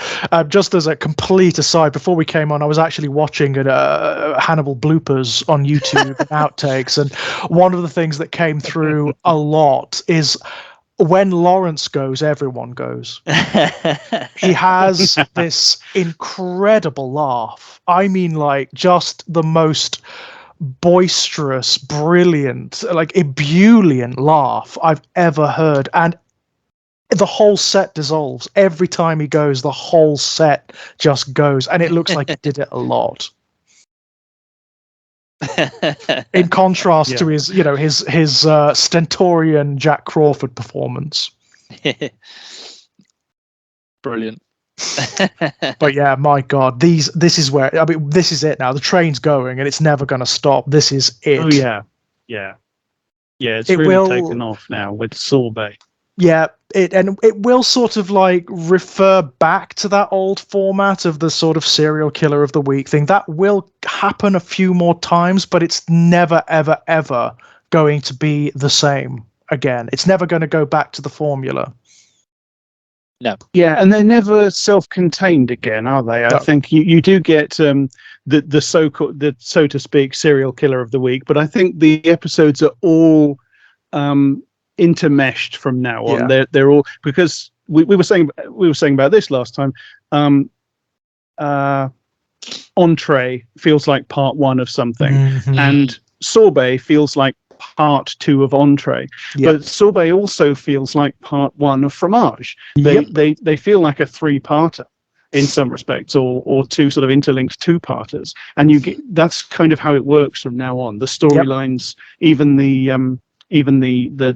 feature storylines as opposed to the running storylines, they do bleed across episodes. Yes. Yeah, which is and yet they manage to make each episode feel like a discrete statement.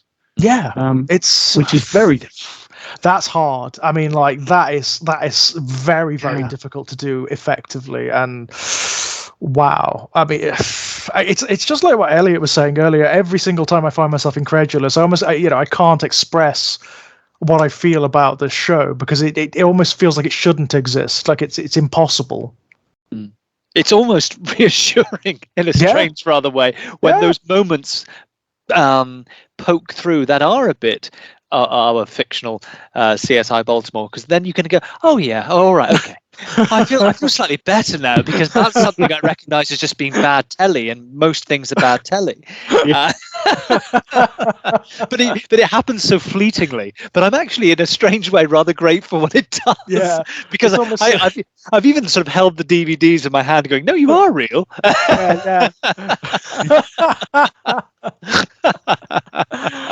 Oh wow, and yeah, I'm just so excited now for going on. To be honest, I just cannot. There's certain points I cannot wait to get to. That Vide Cormeum. Oh, the one time in the show when Vide Cormeum plays, that is. But when we get to it, we'll do it. But my God, so good, so good. Well, guys, so before we sign off, does anybody have like any thoughts about ratings? I'm not saying we should necessarily do it in a schematic way, but I was thinking about this, and I still think that Coquille is my favorite so far. Or despite very, very stiff competition from these two. In some ways, although I think Sorbet is enormous fun, but I feel like Fromage is actually a bit more substantial. And yeah, I'd have to say I still think that Coquille is my favorite, and I'd have to probably put Fromage at number 2, with Sorbet very, very, very closely coming up the rear. Oh my! I find this very difficult. I mean, Coquille is just stunning. I mean, it is one of. I think it's got to be Coquille for me, simply because that everything works so beautifully, and it's that thing you really sort of laser focused on, Jack, of the where it almost tips over into the supernatural. It almost goes there. but doesn't. That for me is just, I love that. I love it so much. Yeah, I mean, I'm that's so powerful, really strongly tempted to say the same, except last night watching Fromage, because Sorbet was of such a standard, I'd sort of positioned myself to think, okay, this should be still pretty good. They seem to be on a roll, but I don't think it will be as.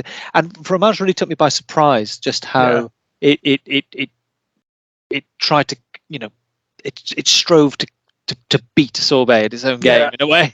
So I think it's a cigarette paper between those two.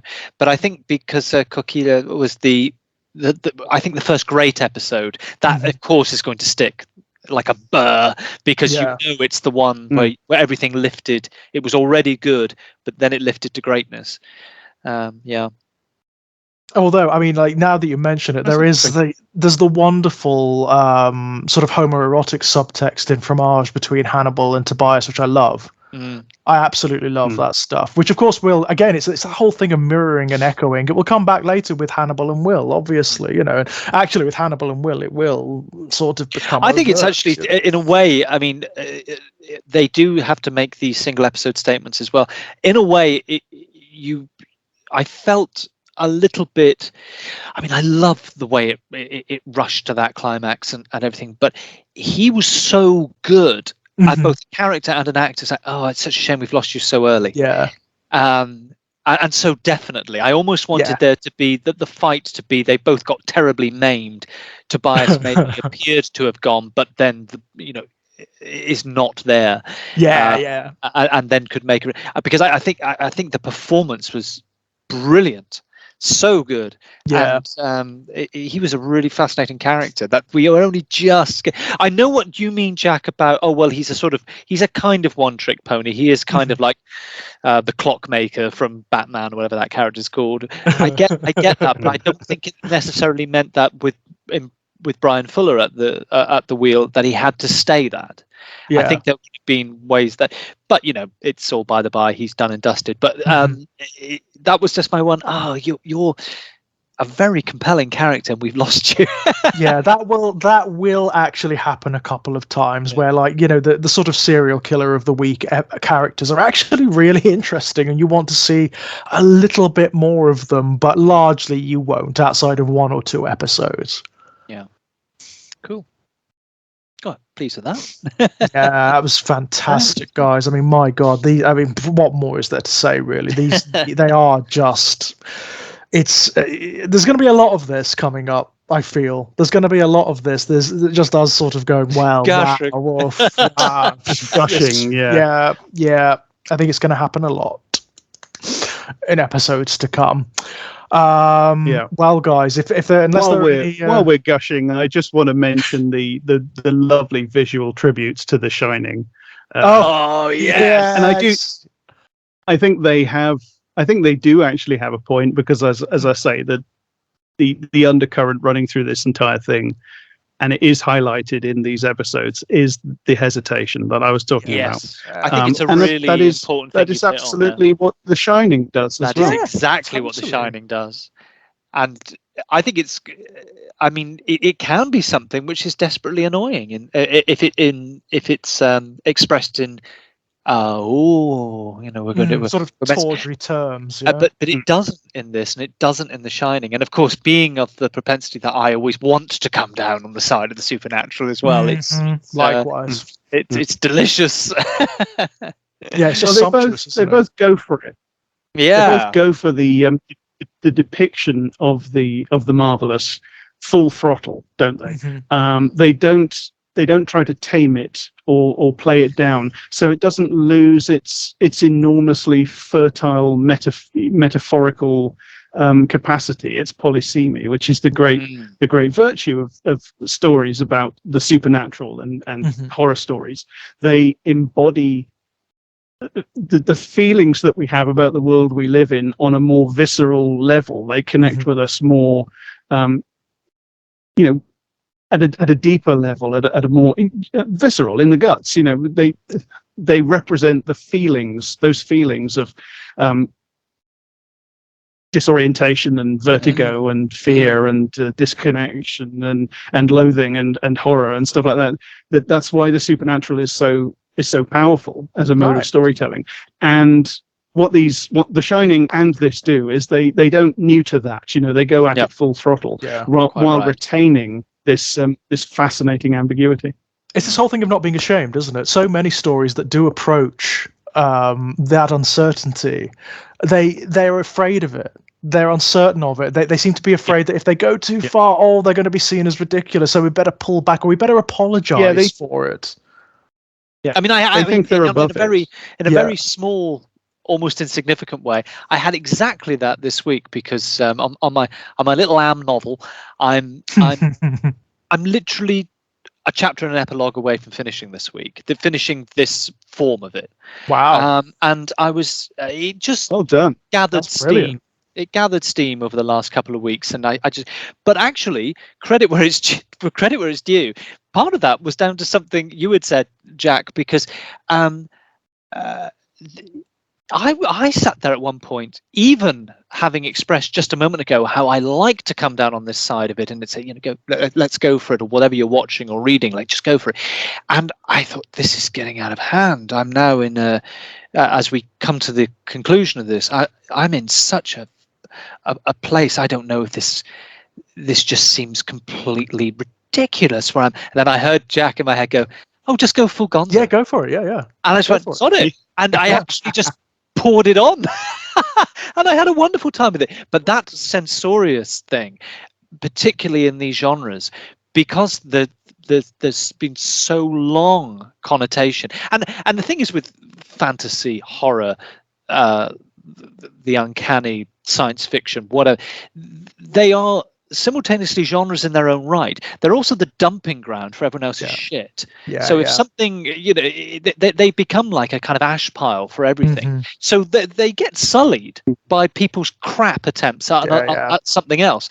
So consequently, you hear continually those sniffy things like, well, I know I don't read science fiction, or I don't read, or I don't understand that kind of thing, and then that sort of creeps into you when you're trying to do something broadly speaking within that area.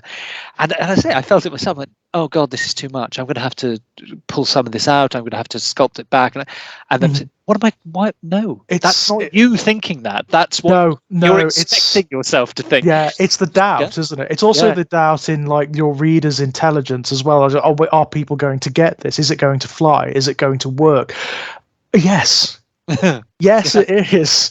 If you can get it, they can get it. That's not to say I'm anywhere quite near finishing with a big F. I'm just but the last chapter and the epilogue is nearly done of this draft. And then I'm going to put it away for a month. That's what, reread it and go, what the hell? Oh, thank you. That's much appreciated. I mean, it's been enormous fun. I did actually say to Jack that part of I think I might have said to you as well, George, part of the place that inspired it. God, that sounds so grand. I did this all the wrong way around because I haven't seen it since I was a kid. But we did a trip on the weekend to see some family down in that part of the world, and I said to my partner, I'd love to get in the car and just find some of those places. Oh wow! And they're still there. Oh, and it was like, I mean, one or two things have gone, but the majority of it is still there, including the rather strange little neighborhood that so it's like, oh great, this is so I took little bits of film footage of it and went, well, it's almost the wrong end of the process now, but it's almost like having it confirmed. It's like, no, that is what that looks like. Brilliance. That's great. That's what second drafts are for. Yeah, it definitely is. It definitely is. My God. Brilliant. It's the part of the process. We should always remember that right the way back at the dawn of Western storytelling, we have a story about a monster whose mother is a dragon. Right. It's in many ways it's the original form of storytelling. It shouldn't be ghettoized and stigmatized. No. And again, it's part of that depiction of evil I was talking about before. Grendel is the disavowed, the shut out, the resentful because excluded. Yeah. Absolutely. Yeah. Well, actually, I mean that's a whole podcast episode in itself. Grendel and Hannibal, bloody Nora. There's a lot going on there. Holy hell! Well, guys, before we spiral out anymore, is there? First of all, any closing thoughts? No, I'm just think, enjoying it immensely. Likewise. I just can't recommend it. I mean, guys, if you absolutely have to be watching this series before you listen to us, okay? To get to just understand why we're so enthusiastic. Please go and watch it. And beyond that, if you're listening to these and you haven't seen the show, I don't know what to say to you. I mean, no, please go and watch the show. Please. We should at least have piqued your curiosity by now, I hope. Definitely. Beyond that, is there anything? I have a thought really about. Yeah, I have a thought really about just a quick one about our show, actually, about this show, Hannibal Digested, which is I think we've really hit a nice groove now. We've got some running themes. We've got some things that we're watching sort of every week unfold, and I'm very pleased with how this project is going on. I'm psychoanalyzing the shit out of both of you. I just haven't told you. The notes I've taken. Oh, brilliant. So I'm looking forward to hearing those at some point. What your prescription will be, what your diagnosis is. My God. I mean, physician heal thyself, I think, is the obvious. Goodness me. But no, likewise, guys. This is so much fun. This is just, it's sumptuous to me. This is it's like having a feast. It's wonderful. Yeah. And next time, one of these times, I am going to start getting some port or something to drink while we're doing this. Must be a good reserve. I think so. I think something pink, maybe something pink. Maybe that would be good. Since there's so much drinking in this show, maybe I could look forward and try and get a hold of whatever is being drunk for each episode. I might try that. Oh, what a great idea. I might try that just as a little game for myself. But before we go, guys, is there anything you'd like to pimp out? For me, it's just all the usual stuff. Go to my Twitter @_Jack_Graham_, and there you will find links to everything I do. My Patreon, for a small amount of money, you'll get advanced access to everything, including exclusive podcasts that I do with my friend Daniel and my friend Kid about Sherlock Holmes. I write stuff that goes at Eruditorium Press and at my Substack Times Carcass. And the main thing I do, although we're still in a bit of a hiatus, but we are coming back, is the podcast I Don't Speak German that I do with Daniel Harper, who researches Nazis and people like that. And that's pretty much me. Excellent. Links all below, guys. Elliot? Great. I've got really nothing to pimp out because, I mean, part of the reason is that I have left the musky smell behind. I'm no longer on Twitter. That's probably the best, to be honest. And it's been a rather odd transition because I did join Blue Sky. Mm-hmm. However, the process of leaving Twitter and being invited onto something else, and I've barely used it. But then that's partly because anything I've been doing, it's been pretty much my same old. So, I'm sure I'll start screaming about things if they turn up and go, "Oh, would you help me with this?" Or "Could you please look at this?" Or "Give me money for that." Excellent. As for myself, guys, same as usual. You can find me knocking about here on Exaggerated Elegy. Links to all of my published work over at strangeplaygrounds.com. All of my short story collections are available there. If you do buy them, it'd be lovely if you could leave a review for me, positive or negative, I don't care. It all helps in the end. There's some new stuff as well. If you'd like to hop over to Arrow Films, you will find a new, up for pre-order, a set of the Hellraiser films, which our mutual colleague Kit Power and I feature on in a feature called Hell Is What They Wanted. We're on the Hellbound disc. Fantastic. Which just, wow. I mean, so cool. That's great. Cannot even, don't even know what to say about that, to be honest. It's still strange and unreal and well deserved, though. Cannot. Thank you so much. Yes. Somebody at Arrow was paying attention to the right things and had a good idea. Yeah. I'm sure, exactly.